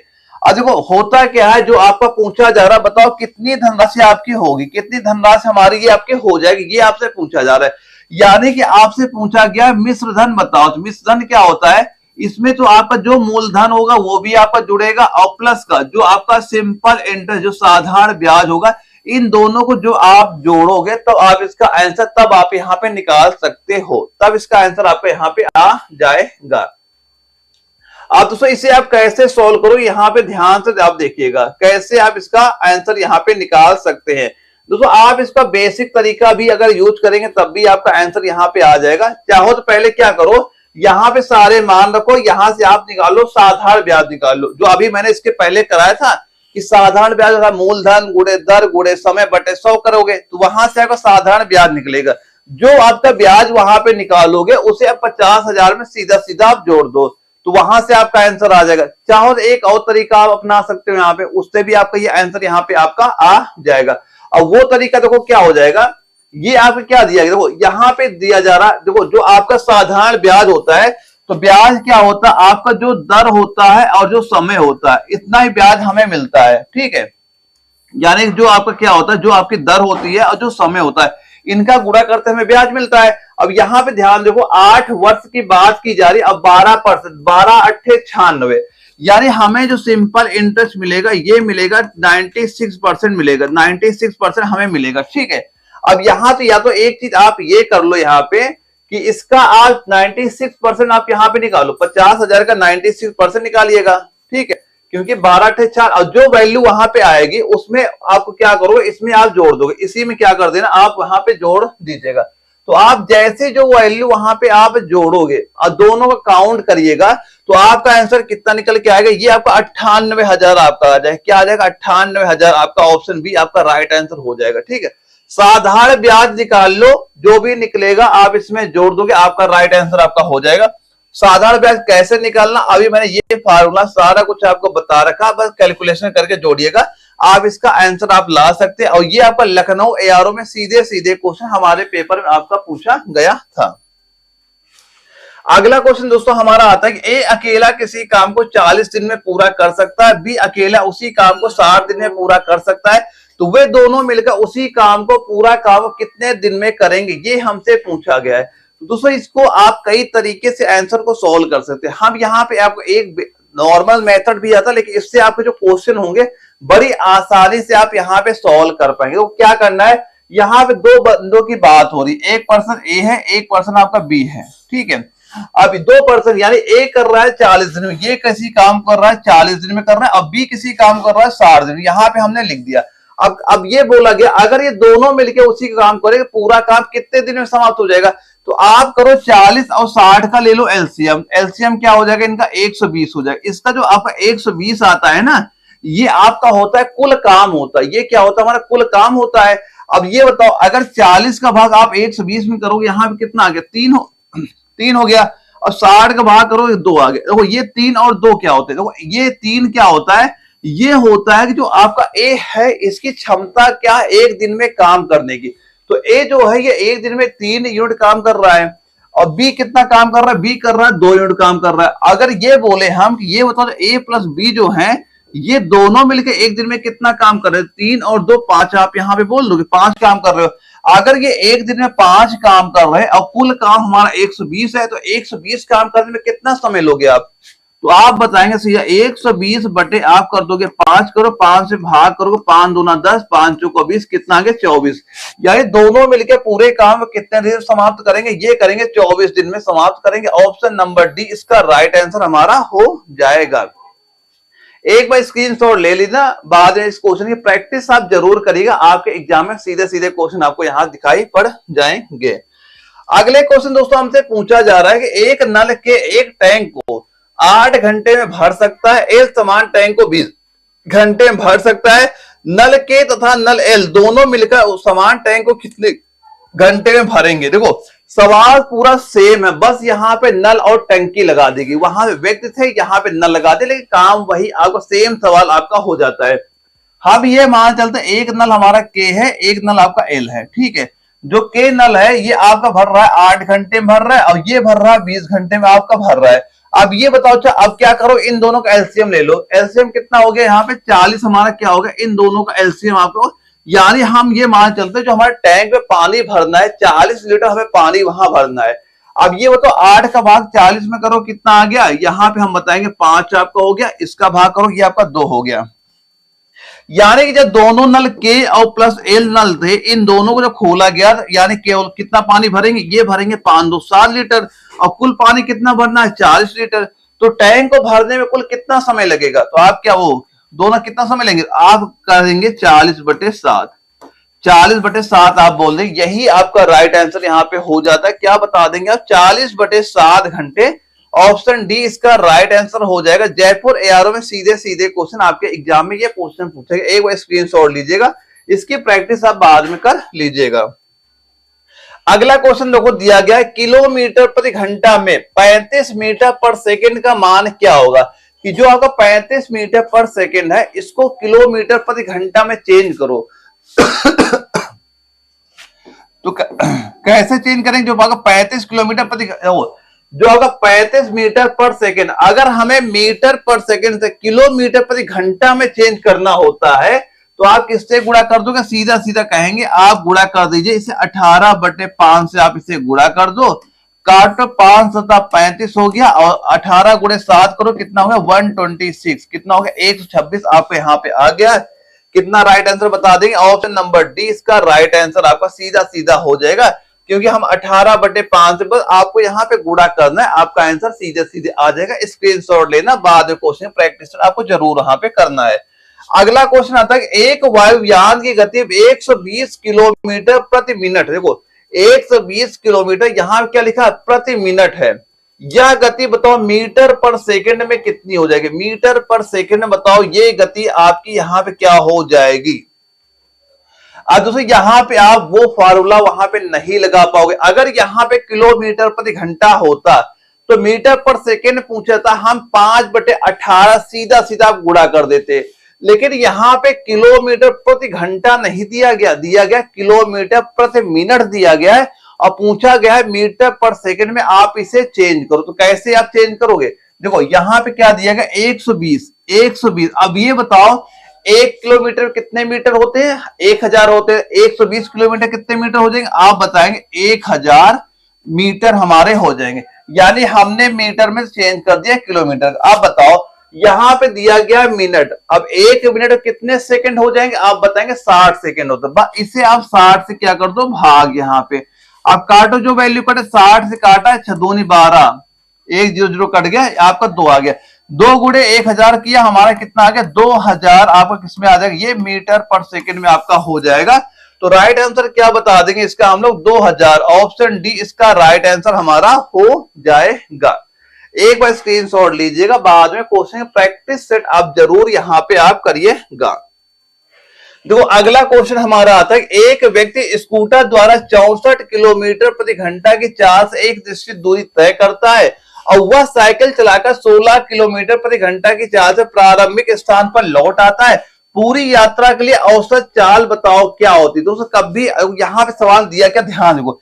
यानी कोई एक व्यक्ति था, मान लो ये दो व्यक्ति यहां से यहां तक जाना था, यहां से पहले ये यहां पे पहुंचा, तो इसकी चाल यहां पे क्या दी गई? यहां पे दी गई 64 किलोमीटर प्रति घंटा यहां पे दी गई। और वही व्यक्ति जब यहां से इधर वापस आया तो यहां पे चाल क्या होगी? साइकिल से आया, क्यों धीरे धीरे आएगा भाई, वो 16 किलोमीटर प्रति घंटा हमें यहां पे दी गई। और दोस्तों कभी भी अगर इसके बीच की दूरी आपकी बराबर है, दूरी बराबर है, तब आपसे औसत चाल पूछा जाएगा। तो आप औसत चाल का फार्मूला सीधा बताइएगा, आप 2xy बटे x प्लस वाई आप यहां पे कर देंगे। एक्स वाई क्या x हो जाएगी, जैसे पहले क्या स्पीड थी और y क्या होगी, दूसरी किस स्पीड से वापस आया। दोनों मान आप यहां पे रखो, आप इसका सीधा सीधा आंसर आप यहां पे निकाल सकते हैं। बस दोनों मान आप एक बार यहां पे रख दीजिए, आपका आंसर यहां पे आ जाएगा। तो क्या रखेंगे? देखो यहां पे 2 गुणे क्या लिखो, 2 गुणे x का मान क्या है? 64, यहां पे रख दिया आपने 64। y का मान क्या है आपका? 16 और बटे x प्लस वाई, 64 में 16 आप जोड़ो, कितना हो गया? ये आपका 80 हो गया। क्या हो गया? आपका 80 हो गया। आप इसे सॉल्व कर लो, आपका आंसर आ जाएगा। 2 से काटा यहां पे 40 हो गया, 4 से काटा यहां पे 4 से काटा ये 10 हो गया, 4 से काटो 4 चौक 16 हो गया। अब इसे 2 से काटो, 2 दूना 4 हुआ, ये आपका कितना हो गया? 2 दूना 4 होगा, ये 2 पंचे 10 हमारा हो गया। अब ऊपर 2 गुणे 64 है, भागे 5 करो, कितना आएगा? इसे सॉल्व करो, ये आएगा आपका 25.6, 25.6 आपका आ जाएगा। यानी ऑप्शन ए आपका राइट आंसर यहाँ पे हो जाएगा। क्या राइट आंसर हो जाएगा? औसत चाल, ऑप्शन ए। यानी ये फार्मूला याद कर लेना, औसत चाल आप यहां निकाल सकते हैं। स्क्रीनशॉट एक बार लीजिएगा, फिर इस क्वेश्चन की प्रैक्टिस करने कैसे इसका आंसर हमारा आ सकता है, कैसे हम इसका आंसर यहाँ पे ला सकते हैं। एक बार इस क्वेश्चन की आप यहाँ प्रैक्टिस आप कर लीजिएगा। अब इसके बाद दोस्तों हम लोग देखते हैं, हमारा अगला क्वेश्चन आता है कि एक ट्रेन 72 किलोमीटर प्रति घंटे की गति से चल रही है, ट्रेन द्वारा 15 मिनट में तय की गई दूरी बताओ क्या होगी। ट्रेन द्वारा 15 मिनट में तय की गई दूरी हमसे पूछी जा रही, बताओ क्या। आप कैसे बताएंगे? देखो यहां पे ये सारे किसमें दिए गए? किलोमीटर, हमारे सारे ऑप्शन दिए गए किसमें दिए गए? किलोमीटर में। तो अब सारे हम किलोमीटर में ही आंसर निकालेंगे। देखो यहां पे देखो चाल, देखो फार्मूला क्या होता है आपका? चाल बराबर क्या होता है? चाल बराबर क्या होता है? ये होता है आपका दूरी बटे समय। क्या होता है? दूरी बटे समय हमारा ये आपका होता है। अब देखो यहाँ पे क्या दिया गया है, हमसे पूछा जा रहा है ये होता दूरी, तो दूरी बराबर क्या हो जाएगा? दूरी बराबर क्या हो जाएगा? यानी दूरी बराबर आप ये क्या हो जाएगा? चाल गुणे समय। क्या होगा? चाल गुणे समय आप यहां पे बता दीजिएगा। अब देखो यहां पे क्या दी गई? चाल क्या दी गई? चाल दी गई 72 किलोमीटर प्रति घंटा, तो यहां पे लिखेंगे 72 किलोमीटर प्रति घंटा। और समय क्या लिया है? समय देखो यहां पे क्या लिखा जा रहा है? यहां पे ले रहा 15 मिनट। अब मिनट को आपको जब घंटे में बदलना होगा तो क्या करोगे? 60 से आप कर दोगे भाग। क्या कर दोगे? 60 से भाग। तो यहाँ पे जो 15 मिनट है, 60 से आप भाग करोगे किलोमीटर प्रति घंटा हमारा हो गया। काटो 15 चौको क्या हो गया? 15 चौको 60 हो गया, 4 से काटा 4 एक के 4 हो गया, 3 यानी 8 चौक 32। क्या निकल के आ गया आपका? 18 किलोमीटर की दूरी आपकी क्या हो जाएगी? 18 किलोमीटर दूरी हो जाएगी। ऑप्शन नंबर सी आपका राइट आंसर यहाँ पे हो जाएगा। एक बार स्क्रीनशॉट लीजिएगा, प्रैक्टिस करिएगा इस क्वेश्चन। देखो हर क्वेश्चन आपका यहाँ पे इंपॉर्टेंट आपके यहाँ पे हो जाता है। देखो अगला क्वेश्चन क्या आता है कि एक ट्रेन की गति 80 किलोमीटर प्रति घंटा है, इसके द्वारा सुबह 10:20 से लेके आपका 1:50 बजे तक तय की गई दूरी, अभी मैंने बताया दूरी बराबर क्या हो जाएगा, चाल गुणे समय आपने किया था, वहां चाल गुणे समय करोगे तो दूरी हमारी निकल के आ जाती थी। क्या अभी हमने देखा था दूरी बराबर क्या था आपका, ये था आपका चाल गुणे समय, चाल गुणे समय आप यहां पे कर दीजिए। अब देखो, अब पहले से ये बता दो अच्छा कि अगर टाइम आपका हो रहा है 10:20 हुआ है, इससे पूछा गया आपका 1:50 हो गया, इसके बीच समय कितना लगा है, तो समय देखो यहां पे 10 से 11:20 हो गया, 12:20 और 1:20, यानी कि 3 घंटे हमारे सीधा सीधा हो गए। अब उसके बाद 20 से 50 मिनट जाओगे, आपका आधा घंटा और आपको हो जाएगा, आधा घंटा हमारा हो जाएगा, यानी हमें 3.5 घंटा लग रहा है। कितना टाइम लग रहा है, 3.5 घंटा टोटल हमें यहाँ पे लगा है। अब हमें ये पता है अगर चाल 80 है, समय अगर हम 3 घंटे का निकालो तो 3 घंटे में कितनी दूरी तय करेगा, 80 गुणे 3 करोगे 8×3 = 24, 240 किलोमीटर तो चली गई है आपकी, आधे मतलब 3 घंटे में चली गई। अब इसके बाद जो आप बताओ आधे घंटे में कितनी दूरी तय करेगी, अगर 1 घंटे में ये 80 किलोमीटर जा रही है तो आधे घंटे में कितना जाएगी, 40 किलोमीटर। तो 40 और आप यहाँ पे जोड़ देंगे तो क्या आ जाएगा, ये 40 40 80 हो गया, ये 280, तो कितनी दूरी तय करेगा, 280 किलोमीटर दूरी तय करेगा। ऑप्शन सी इसका हम बिल्कुल राइट आंसर बता देंगे। आपका जयपुर एआरओ में सीधे सीधे क्वेश्चन हमारा पेपर में ये आपका पूछा गया था। अब अगला दोस्तों हमारा क्वेश्चन आता है, अब ये बताओ, जो ये क्वेश्चन ध्यान से जाए, एक ये क्वेश्चन, अब इसी का एक मैं और क्वेश्चन आपको बताऊंगा, दोनों क्वेश्चन ध्यान दें, थोड़ा कंफ्यूज कभी आपको यहाँ पे नहीं होना है। यहाँ पे दिया गया यदि किसी वर्ग के भुजा में 5% की वृद्धि की जाती है तो उसके परिमाप, देखो यहां कभी अगर परिमाप वर्ड लिखेगा, परिमाप में कितने परसेंट की वृद्धि आपकी होगी, ठीक है, आज परिमाप में कितने परसेंट वृद्धि आपकी यहाँ पे हो जाएगी, ये आप बताओ। तो दोस्तों जब भी आपका परिमाप पूछेगा ना, जितने परसेंट की आपकी वृद्धि होगी आप सीधा सीधा वही आंसर बता देंगे, उतना ही आपका परिमाप में यहाँ वृद्धि होगी, ठीक है, उतना ही परिमाप में आपकी वृद्धि होती है। ये आपका जो बंगलोर एआरओ में क्वेश्चन पूछा गया। अब यहीं पे दोस्तों आपका क्षेत्रफल अगर पूछा था, अभी ये क्वेश्चन देखिएगा क्षेत्रफल का, यहां पे दिया गया एक वर्ग के क्षेत्रफल में, अगर यहां पे दिया वर्ग, यहां दिया गया क्षेत्रफल, तो क्षेत्रफल में प्रतिशत वृद्धि बताइए। यदि सिरे में 40% की वृद्धि हुई, देखो क्षेत्रफल में क्या होता है, इसमें क्या होता है, आपका भुजा स्क्वायर आपका होता है, इसका मतलब क्या हुआ, a गुणे a, 2 बार भुजा हमारी आ रही है। तो जब क्षेत्रफल का आपका पूछेगा तो क्षेत्रफल वाले में आप ये फार्मूला अपनाइएगा, कौन सा, x + y और प्लस XY बटे 100 आप यहाँ पे करिएगा। यहां क्षेत्रफल में कितने परसेंट की वृद्धि होगी आप निकाल पाएंगे। देखो यहाँ पे, देखो यहाँ पे क्या दिया गया, 40%, a स्क्वायर मतलब क्या है, 40 आपको 2 बार हो गया, तो जहां x है वहां भी 40 करो, जहां y है वहां भी आप 40 कर दो, तो कितना आप पाओगे, देखो यहाँ पे लिखेंगे हम 40 प्लस का 40 और यहाँ क्या प्लस 40 और गुणे क्या कर दोगे आप 40 और बटे 100 यहाँ पे कर दोगे। देखो अब यहाँ पे ये कितना हो गया, ये तो आपका 80 हो गया। अब यहाँ पे ये 2 जीरो हमारे कट गए, 4 × 16 प्लस का 16, इन दोनों जोड़ों की आ जाएगा, ये आपका 96% की आपके क्षेत्रफल में वृद्धि आपके यहाँ पे हो जाती है। तो यहां से आप बताएंगे ऑप्शन ए आपका राइट आंसर हो जाएगा। अगर क्षेत्रफल पूछेगा आप तो ये फार्मूला आपको यहाँ पे अपनाना है, यहां से आप इसका आंसर यहाँ पे निकाल पाएंगे। इसमें कंफ्यूज कभी ना हो जाता कि परिमाप पूछ रहा है कि क्षेत्रफल पूछ रहा है, इसमें कंफ्यूज, तभी मैं दोनों क्वेश्चन एक साथ आपको कराए, वहां पे दोनों क्वेश्चन तभी एक साथ कराए ताकि आप यहाँ पे कंफ्यूज आप वहां पे ना हो। अब दोस्तों आपका जो अगला क्वेश्चन आता है, इसमें क्या पूछा गया कि 29 संख्याओं का औसत 38 है, उनमें से पहली 19 संख्याओं का औसत 34 है और अंतिम 9 संख्याओं का औसत 48 है। अब ये बताओ उनमें से आपकी जो 20वीं संख्या क्या है, आपसे क्या क्वेश्चन पूछेगा, उनमें से ये बताओ अच्छा 20वीं संख्या आपकी यहाँ पे क्या हो जाएगी। आप पहले तो ये चीज बता दो, अगर 29 संख्याओं का औसत आपका 38 है तो औसत बराबर क्या होता है, तो औसत बराबर क्या होता है, पहले ये चीज ध्यान से देखो, औसत बराबर क्या होता है, औसत बराबर क्या होता है, ये होता है आपका पदों का योग, क्या होता है, पदों का योग और बटे क्या हो जाएगा, पदों की संख्या, बटे क्या हो जाएगा, पदों की संख्या, बटे क्या होगी, पदों की संख्या। अब देखो और वहीं पे अगर पदों का योग बराबर क्या हो जाएगा, ये हो जाएगा औसत गुणे पदों की संख्या आप कर दोगे। तो यहां पे ये बताओ 29 संख्याओं से लेकर 38 संख्याओं का योग क्या होगा, तो यहां पहले ऊपर वाले योग क्या हो जाएगा, इसका योग क्या होगा, 29 संख्याओं का औसत, अगर 29 संख्याओं का औसत 38 है, इनका योग क्या हो जाएगा, वो योग हम सीधे सीधे बता देंगे। यहाँ पे 29 गुणे आप कर दोगे 38, तो इसको गुणा करोगे कितना निकल के आ जाएगा, ये हो गया 11 से 2, क्या हो गया 11 से 2 हमारा ये हो गया। अब ध्यान से देखो, अब इसमें बोला गया यदि उनमें से पहली 19 संख्याओं का औसत 34 है, अब यहाँ पे जो पहली 19 संख्याओं का औसत क्या है आपका 34 है, तो यहाँ पे योग क्या हो जाएगा, यहाँ पे आप क्या करोगे, यहाँ पे हमने लिख दिया 19 गुणे आप यहाँ पे 34 करोगे, इसका मान क्या होगा 646 आपका हो गया। कितना हो गया आपका 646 आपको यहाँ पे हो जाएगा। कितना लिख दोगे 646 आपने यहाँ पे लिख दिया। अब अच्छा ये बताओ आगे दिया गया है कि 9 संख्याओं का औसत 48 है। अब सेकंड नंबर क्या दिएगा, सेकंड नंबर में आपको क्या दे दिया गया 9 संख्याओं का औसत आपको 48 है। अब इनको योग करो कितना हो गया, ये आपका हो गया 432 हमारा यहाँ पे हो गया। अब ये बताओ, अब अगर आप क्या करो यहाँ पे, अब इन दोनों को जोड़ के आप इसमें जैसे ही माइनस करोगे तो यहां से आपकी 20वीं संख्या आपकी निकल के आ जाएगी, तो वहां से आपकी 20वीं संख्या आपकी यहाँ पे निकल के आ जाएगी। ठीक है, सारे चीज आप यहाँ पे नोट करो जो जैसी चीजें आपको बताई जा रही है। तो ये बताओ इन दोनों का योग कितना हो जाएगा, इनको योग हम करेंगे आपका 1078 आपका हो गया।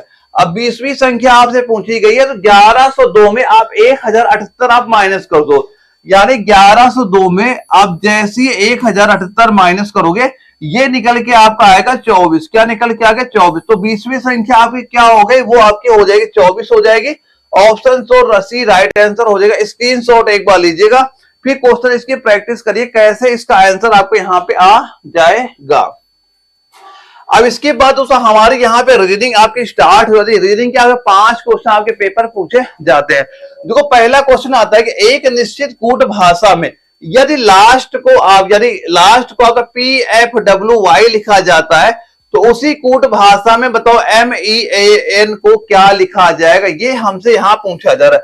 देखो आप यहाँ पे लिखना चाहे लिख सकते हो, यहाँ पे हमने लिखा LAST, इसको क्या लिखा गया, इसको लिखा गया आपका P, क्या लिखा P लिखा है, फिर F लिखा है, फिर लिखा है W, फिर लिखा Y। ठीक है, अब ये बताओ यहाँ पे अब आपको जो मीन शब्द आएगा यानी कि MEAN, अब इसको आपका क्या लिखा जाएगा ये हमसे पूछा जा रहा है। अब ये बताओ क्या, ये अगर L से P हुआ है कितना आपका बढ़ा, देखो L के बाद MNOP कितना बढ़ा 5 बढ़ा, हमने यहाँ पे लिख दिया +4 आपका बढ़ा। ठीक है, अब ये बताओ A से F हुआ है BCDEF कितना बढ़ गया, हम बता रहे हैं +5 बढ़ा है।